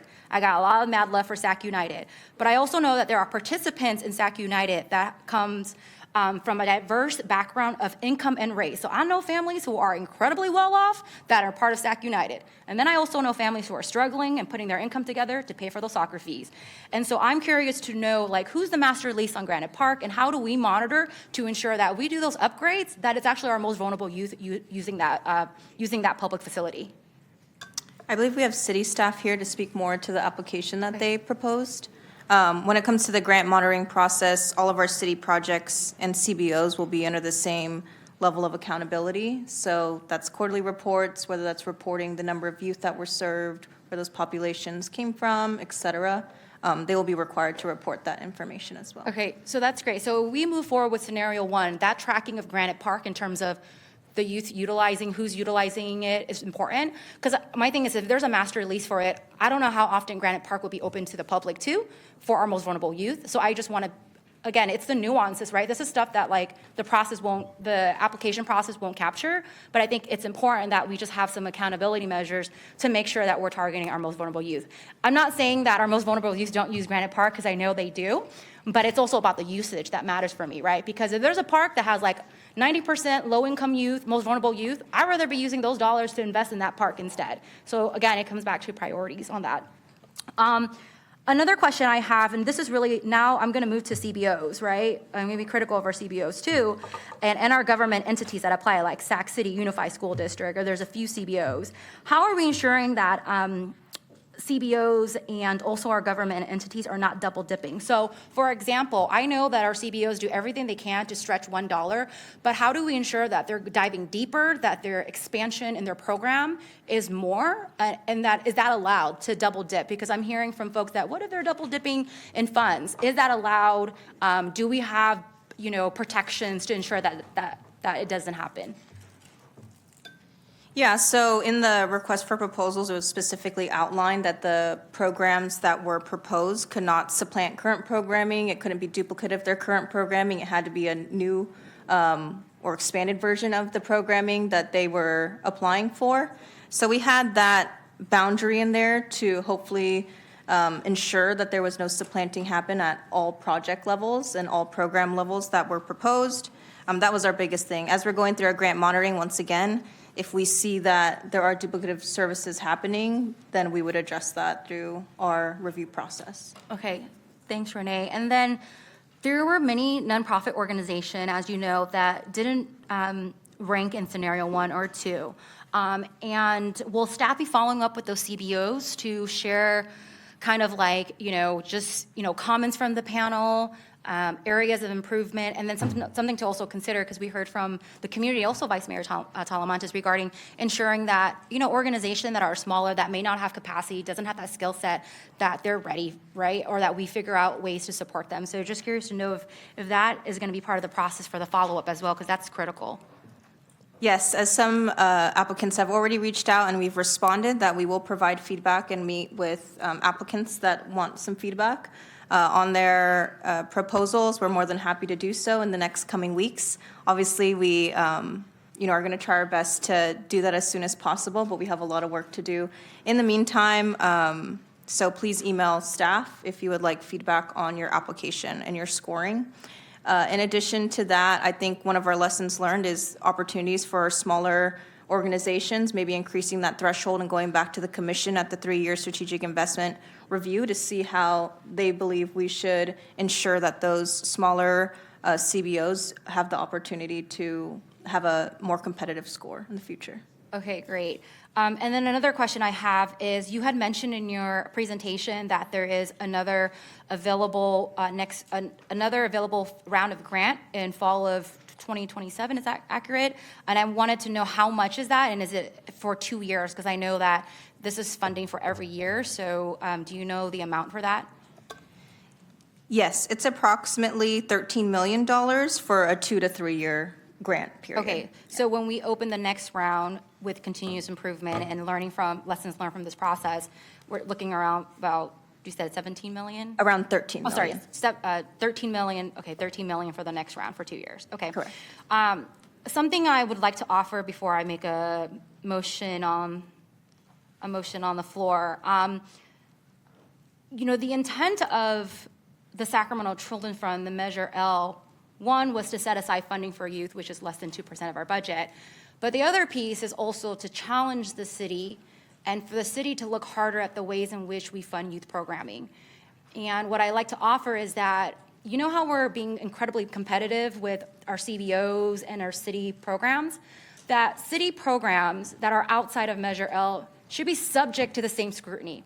And I share that because if we have a city program that is not reaching our most vulnerable youth, that doesn't have good outcomes, we shouldn't be funding that city program. We should be directing those dollars to another city program that does better. And so I do want to offer, thinking, I know this is, and maybe staff is already thinking about this, but that this is really about a youth development framework, and that we're not just, definitely just combing through like transparency and accountability and quality improvement of the Measure L funds, but that all of our youth funding, all of our youth programs throughout the city, that we're operating with that same kind of lens. Because the fact that some of our city programs didn't score really well, to me, just was a red flag, and I wanted to know why they didn't score well, because I would want them to score well, right? And so I just wanted to flag that as well. But with that, knowing that the system, there's a lot of nuances, and we're building the plane as we go.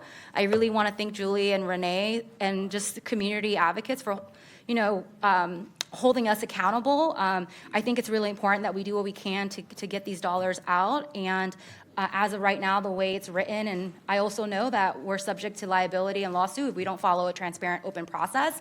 Again, I think a big part of that is if we want to make changes in the process, we need to make edits to the SIP. I think that's really important to support the framework that was guided by the commission and voted on this council. And so my recommendation would be to go with scenario 1 with all of the offerings and recommendations that I provided to ensure that we improve the next round for applicants moving forward. And so with that, I like to move to approve scenario 1 in the funding with all the recommendations for continuous improvement for the grant process for the next cycle.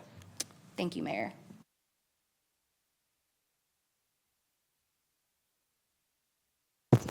Thank you, Mayor. I want to first join the Vice Mayor and Councilmember Vang in the thanks to all those who participated in this process, whether as an applicant, a member of the Children's Commission, staff. It's been a lot of work, it's been a lot of time, it's been a lot of effort, and it's been a long process. There's no question about that.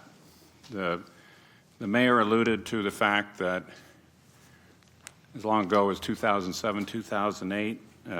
I led an effort to try to put a measure on the ballot. We've had a couple people in the room who are part of that. Julie Roten is still here. Jim Ketty was here earlier, I noticed. Probably others who were here.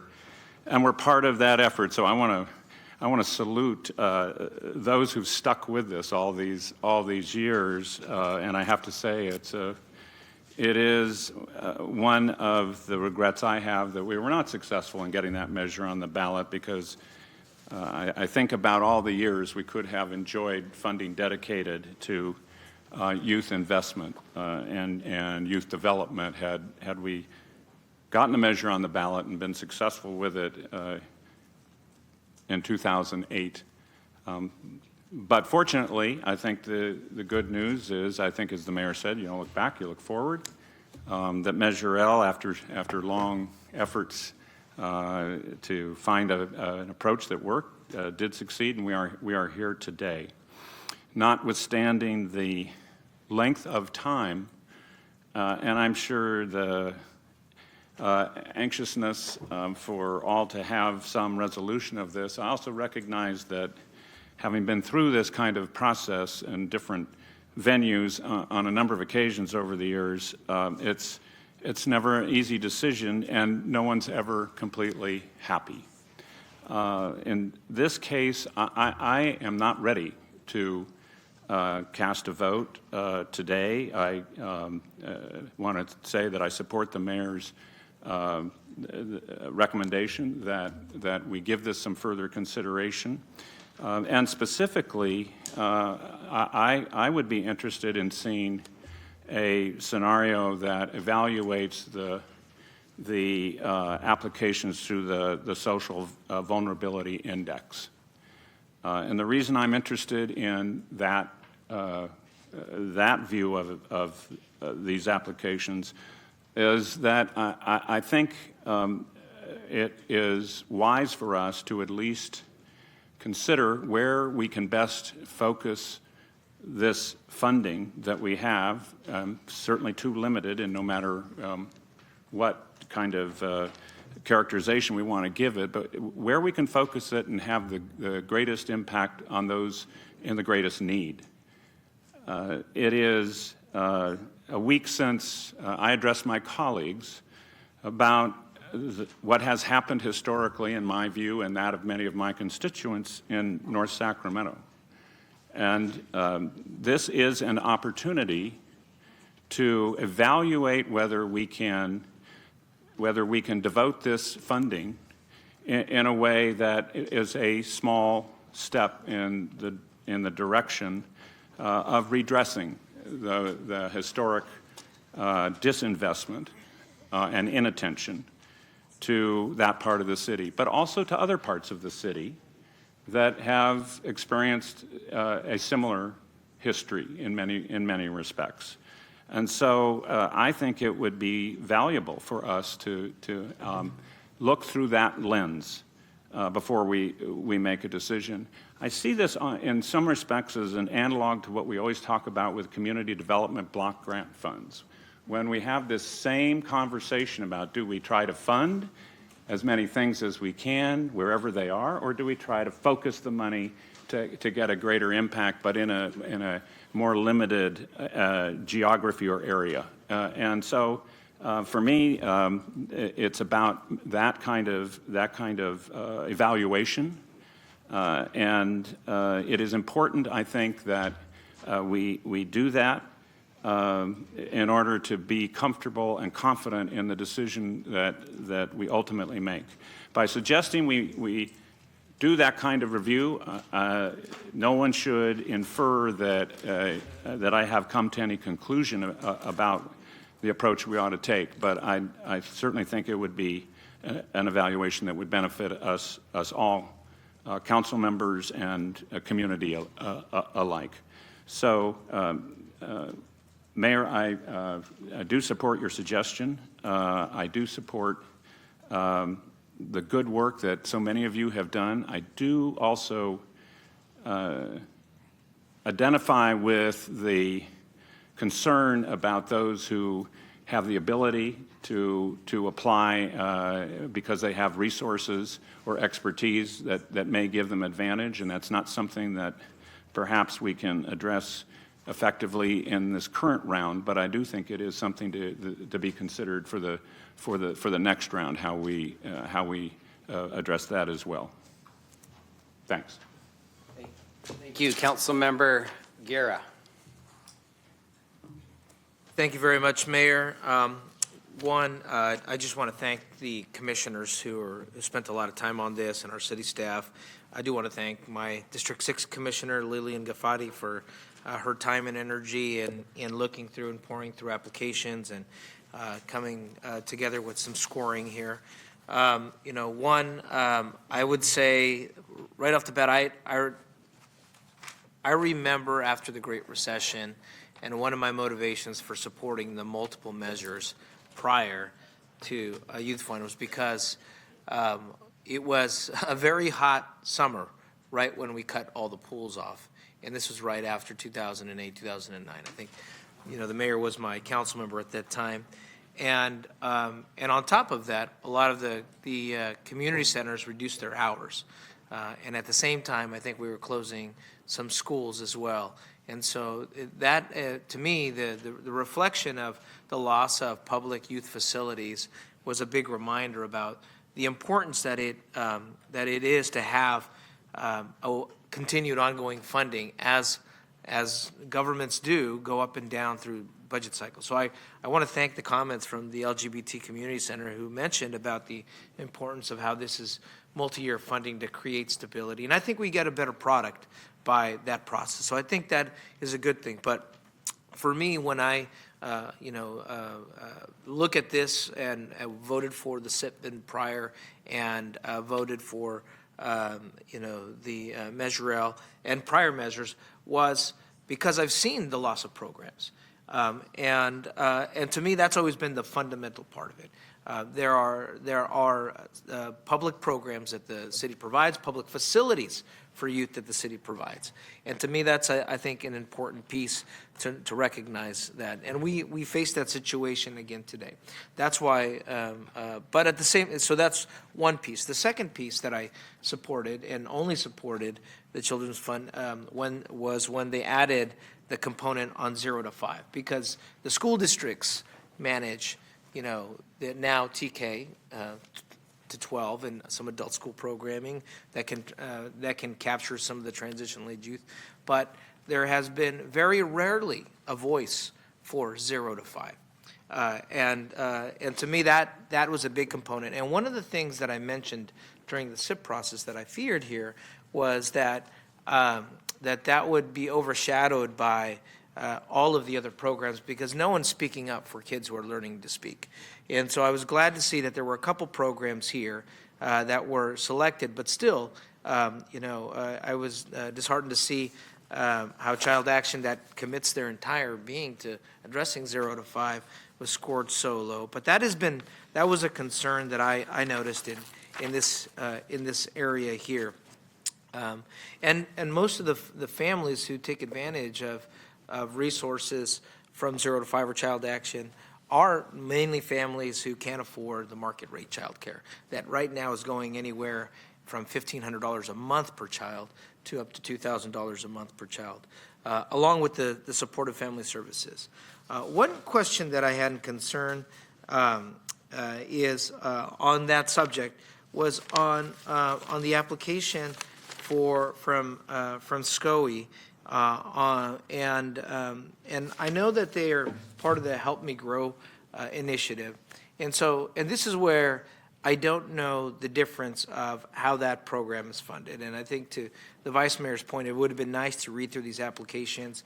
If the Help Me Grow initiative that is moving this literacy learning program is its own entity that is funded by, say, First Five and SCOE and now the city, I support leveraging multiple partners. I think that's helpful. I think we figure out that way. But I think we should be involved in those level of supports. But if we're funding another government agency and their work, when we in our own youth programs are having a challenge and struggling, then I worry about that scenario. So this is, one, I think if I hate to be put in binary choices of scenario 1 or scenario 2, I think scenario 1 has got most of it right. I do like the components of it, but if need be, I'm fine with allowing my colleagues who are asking for more time to look through this and dive deeper into how other agencies that are non-city are receiving or in these funds. And there may be a legal component that wasn't in the SIP that I think should be answered if that's the case. But I was questioning on how those programs got put into what I would have assumed to be essentially, the city-funded programs. And at least how I remember the conversation was, how do we ensure that we create a process where our city programs are also, being as competitive as they can.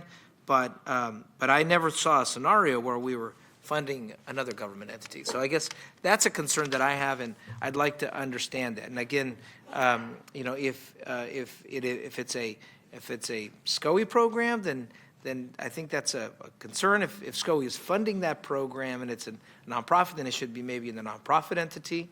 And if we are going to look at moving these into different categories, then I think to Ms. Julie's point about Stanford Settlement, maybe we adjust those percentages to figure out how we fit those. But so that's, and it's unfortunate that it's in that area, because I do think that one of the areas where we need to fund more is 0 to 5.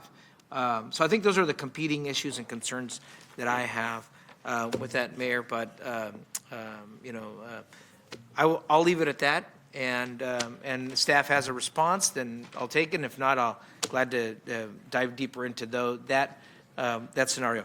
This is our first time moving through this, and as they say, sometimes the first is the worst. Just like when you get the first ding on your car door, it's it hurts more, but then it gets better, right? The second ding doesn't hurt as much. But so yes, if there's a response, staff. Yes, so just really quickly, included in the charter is non-public city entities, so they were an eligible expense per the measure that was approved by voters. The biggest caveat to that was that they had to have a cash match dollar for dollar.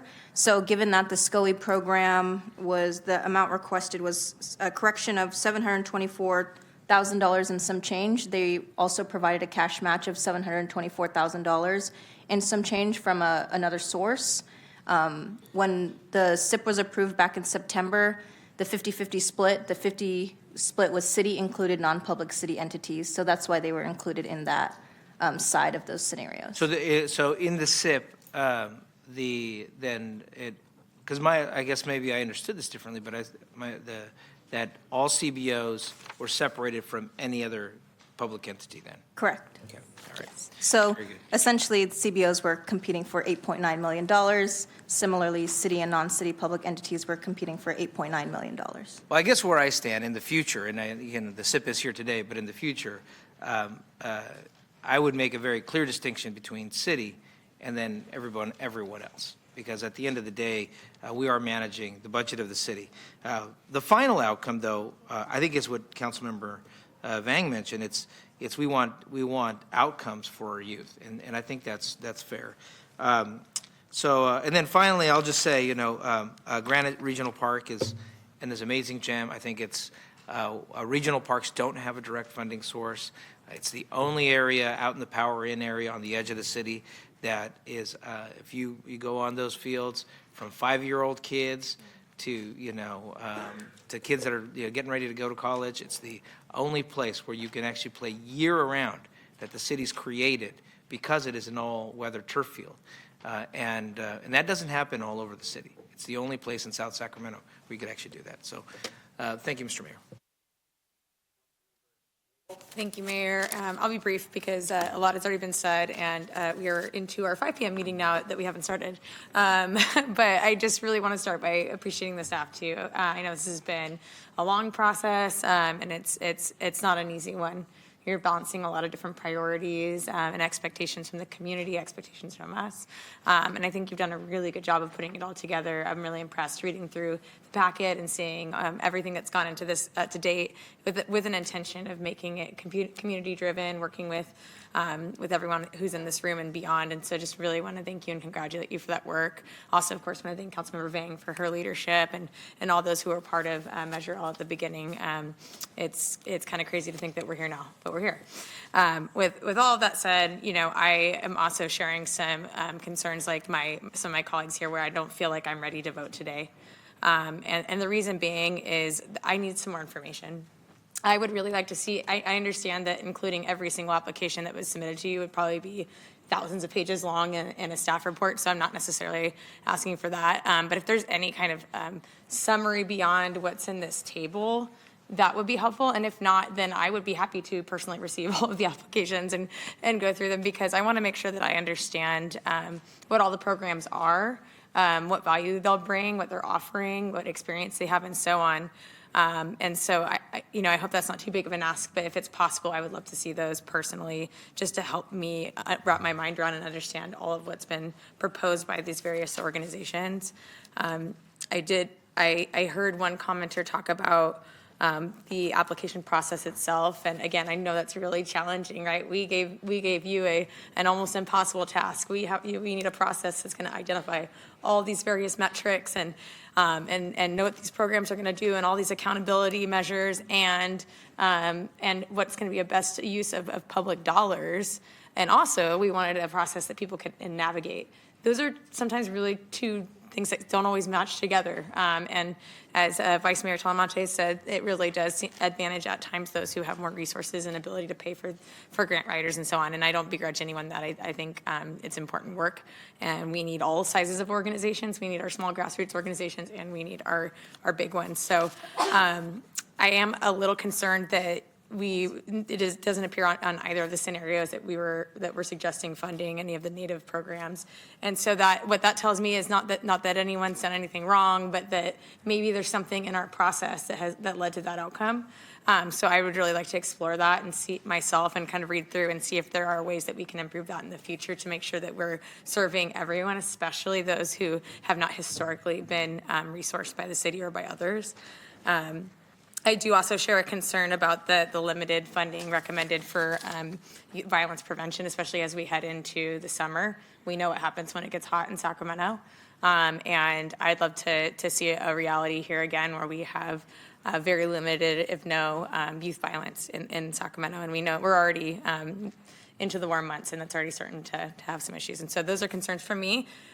Concerns that I think that I will be better prepared to answer and give you more specific feedback at hopefully a very soon future date that the mayor may announce. But just wanted to say again that just thank you to all of the organizations that have been a part of this process since day one. Many of you are in this room who've took the time to create your application and put your best foot forward. Many of you are recommended to be funded. And I'm excited to see organizations like La Familia on here. But there's others where, we don't like the vice mayor said, we only have so much actual money in the pot for each given year. And so that means that some people get funded and some won't.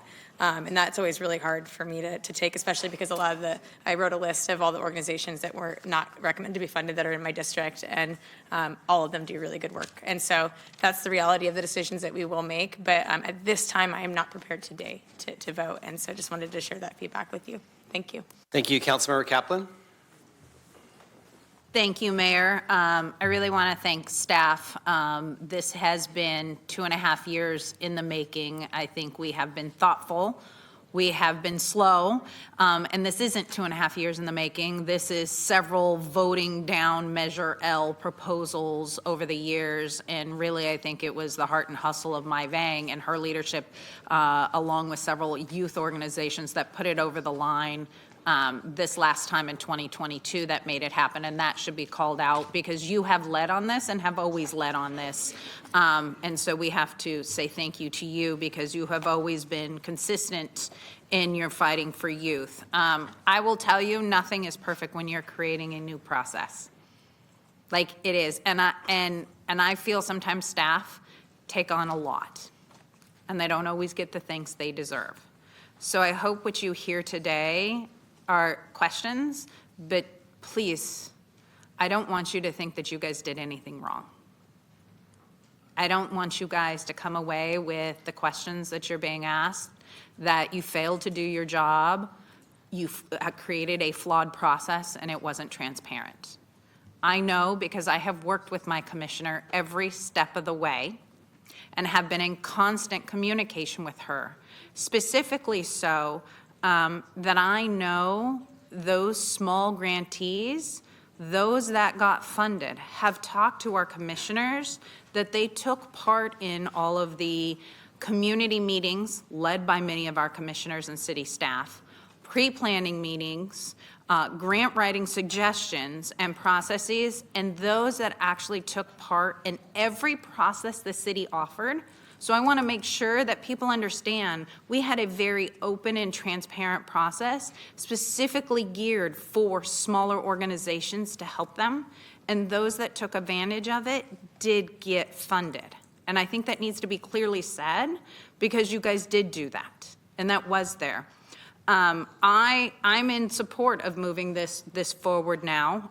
It has been timely, it has been thoughtful, and I will tell you nothing is perfect. I know how to count, but I will tell you this. I absolutely oppose having this heard at a special council meeting on June 3rd. Council adopted a calendar, and on that calendar it says there is no meeting on June 3rd. I planned on that to take a vacation with my family. I deserve to be here. I deserve to represent my community. And let me tell you this, I deserve to represent all the children in Sacramento when I vote on this as well, because District 1 really didn't get funded. I have one small school in Glenwood that is getting one small side grant out of a bigger one that is in numerous school districts. I'm not going to be here and argue that my kids don't deserve it. They do. I was a Natomas Unified School Board member for 20 years. You can't say that I don't support youth and advocate for them and that my district has just as much need as another. But splitting it out, I absolutely oppose that. We created a SIP. 6 of us on this dais were here and voted for that. We had the opportunity to discuss this and set the process. And I'm really concerned if we go back and change it, we are setting up the city for a lawsuit because now we're changing the rules of the game. We created a SIP, and we always talk about giving our boards and commissions authority and voice and listen to them. And I got to tell you, Measure L, straight up, those commissioners spent extra time. They met with our youth commission, they met with the community. They've gone above and beyond that most boards and commissions do. I've talked to several of them, and they say the process worked. It's not perfect, and they can find things to improve, and they want to look at it after year 1. What did we improve? What did we didn't? How do we get prepared for 2027? But to delay this when our commission says it was done right, I'm with my commissioners that we all talk about that, but yet we pick and choose the time we're going to listen to the commissioners. So I know I don't have the votes, and mine knows we don't have the votes for a vote on this today, but I think it deserves to be called out and said, we should listen to them. And we should be very careful and have a double check if we are doing anything to change the structure of the SIP, if any alteration and suggestions of funding comes through, because that sets us up for a lawsuit, and then that delays the funding even further. I'm also on the side of the CBOs who've gotten listed.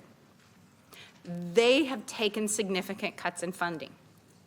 It is really hard for them because realize many of them have taken cuts in funding and they've had to let people go, or they've been waiting for this funding and they're covering the people in the hopes that they've seen this to keep their program going. When we delay it, it delays them hiring people. It delays them starting this process. Our CBOs and nonprofits, bigger organizations can handle it, but the small ones can't. The small ones need the time to hire the people to get this situated, to address it, to make sure they follow through and fit this. I do agree, Councilmember Guerra, with you bringing up on local governments. I think it's really important. I get SCOE is the Sacramento County and really looks at our most need population, but we are in the midst of a budget deficit. And I appreciate partnerships, but really want to take a hard look as to why we should be funding something that a separate local government entity that has their own elected board should get some of the funding that the taxpayers gave to us for us to address youth in specific areas. I remember, I could be wrong in the discussion from the SIP, that we didn't want to allocate by certain areas because we wanted to see who the applicants were and what areas that they fit, trying to make sure we address the greatest need possible. That's where part of the seed and this comes in. I did my homework. I'm ready. I know we can always do this better. What I didn't know, I Googled. What I didn't know, I called staff. What I didn't know, I talked to my commissioner. So I would love to see this go forward and just voice that if this does move forward on June 3rd, it is not intentional that I am not here to vote for our children. It was a calendar was approved by this council that said I would not have a council meeting, so I should, with my kids ending school this week, have the time to take a family vacation and be normal just like every other human being, and would want to be here. So with that, we know where I stand. Thank you. Did you make a substitute motion for the record for that? You did not. Okay, Councilmember Talamantes. Councilmember Talamantes? Okay. Councilmember Talamantes? Okay. I mean, in efforts of transparency and we may have access to staff to understand what these programs are and what they do, but not the entire public has access to these applications, nor what these programs do. So having more information is not a bad thing for us, especially as this is like the first stab in the next 3 years, not till 2027. So I just want more information and make sure that we can make a sound decision for our kids. And so I'd like to make a motion to continue this item to the B&A committee with the target date of June 3rd and agendize it as a full council meeting so that we can use a social vulnerability tool index with the C tool to identify the neighborhoods in geography that have the highest need so that we can focus our policy areas and truly use an equity lens in allocating these dollars. I'll second. Okay, we have a motion, a second. Councilmember Vang. Thank you. I'll just be straight and say that I don't think we have the votes for recommendation, scenario 1, so I'm just not going to even try to go for the votes. But I just want to name on record, 1, scenario 1, while not perfect, hits all of the fund buckets. 2, it also hits all the districts. I acknowledge that scenario 1 only covers one bucket, which is under violence prevention. But I just want to say to my colleagues that if violence prevention is priority, then let's make sure that that's budgeted in our general fund. The Sacramento Children's Fund cannot solve all of the problems. And if young people is a priority, then council should make sure we use more general fund to support violence prevention. And we're going to have that conversation shortly because in this proposal that we're going to have after this, $1.3 million is on the chopping block. And so if it's a priority for this council, then let's make sure that we redirect some of those PD vacancies that are not real people to fund our young people, to fund our youth. I also want to say that having more information is not bad. I actually agree with Vice Mayor Talamantes, so I will support the motion to bring it back, even if Councilwoman Kaplan is not here. And more information is not a bad thing. I just really wish that this council would also ask for more information about auditing the police and making sure that we audit vacancies. We're not willing because we pick and choose what we want to audit. We pick and choose priorities, right? And so if you want more information because it's going to be helpful, then let's get more information about auditing police overtime if you didn't read the Sacramento Bee in terms of how overtime is being used. If you care about young people, Measure L is only less than 2% of the budget. If you really care about young people, let's make sure that's reflected in the general budget. So I'm not gonna, I'm gonna like withdraw my motion on the table because there's no point to do it because we don't have the votes. But I just want to say, I really hope that this council, because we're all fighting for like, half than 1% of the budget, y'all. Like, we're spending all this time when we can really be talking about making sure that we're fighting more for young people in the general budget. And those are my closing statements. Okay. Thank you. That concludes this item. We have a motion. Oh, I'm sorry. Councilmember, take a vote still. Councilmember Jennings. Yeah, I just want to kind of put a substitute motion on the table, only because I'm fine with the 3rd, but the 3rd is not a day that we have a council meeting.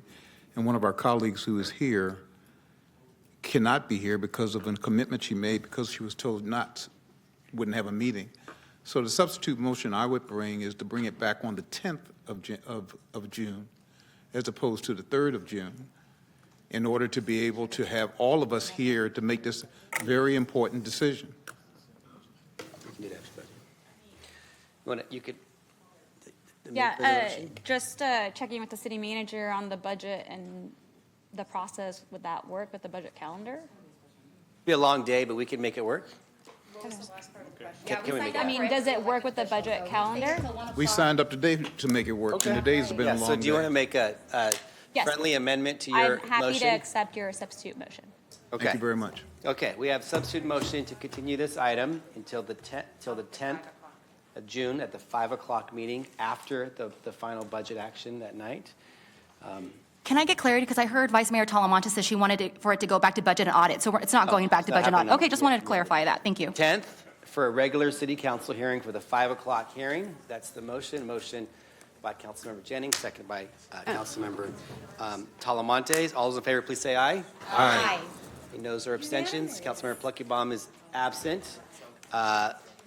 With that, we will adjourn this meeting and go to This is a session. special meeting, so we have no public comment for matters not on the agenda.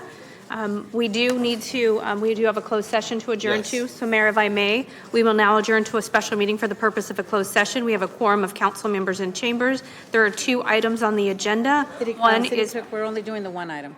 which one? We're only doing the one, the litigation. We're going to skip some of it. Thank you. We're going to do one item pursuant to Government Code Section 54956.9D1 to discuss matters pertaining to pending litigation, Strobe v. City of Sacramento, Sacramento County Superior Case Court Number 23CV005111. We have no speakers for this agenda item. Mayor, you may adjourn to closed session. We are adjourned.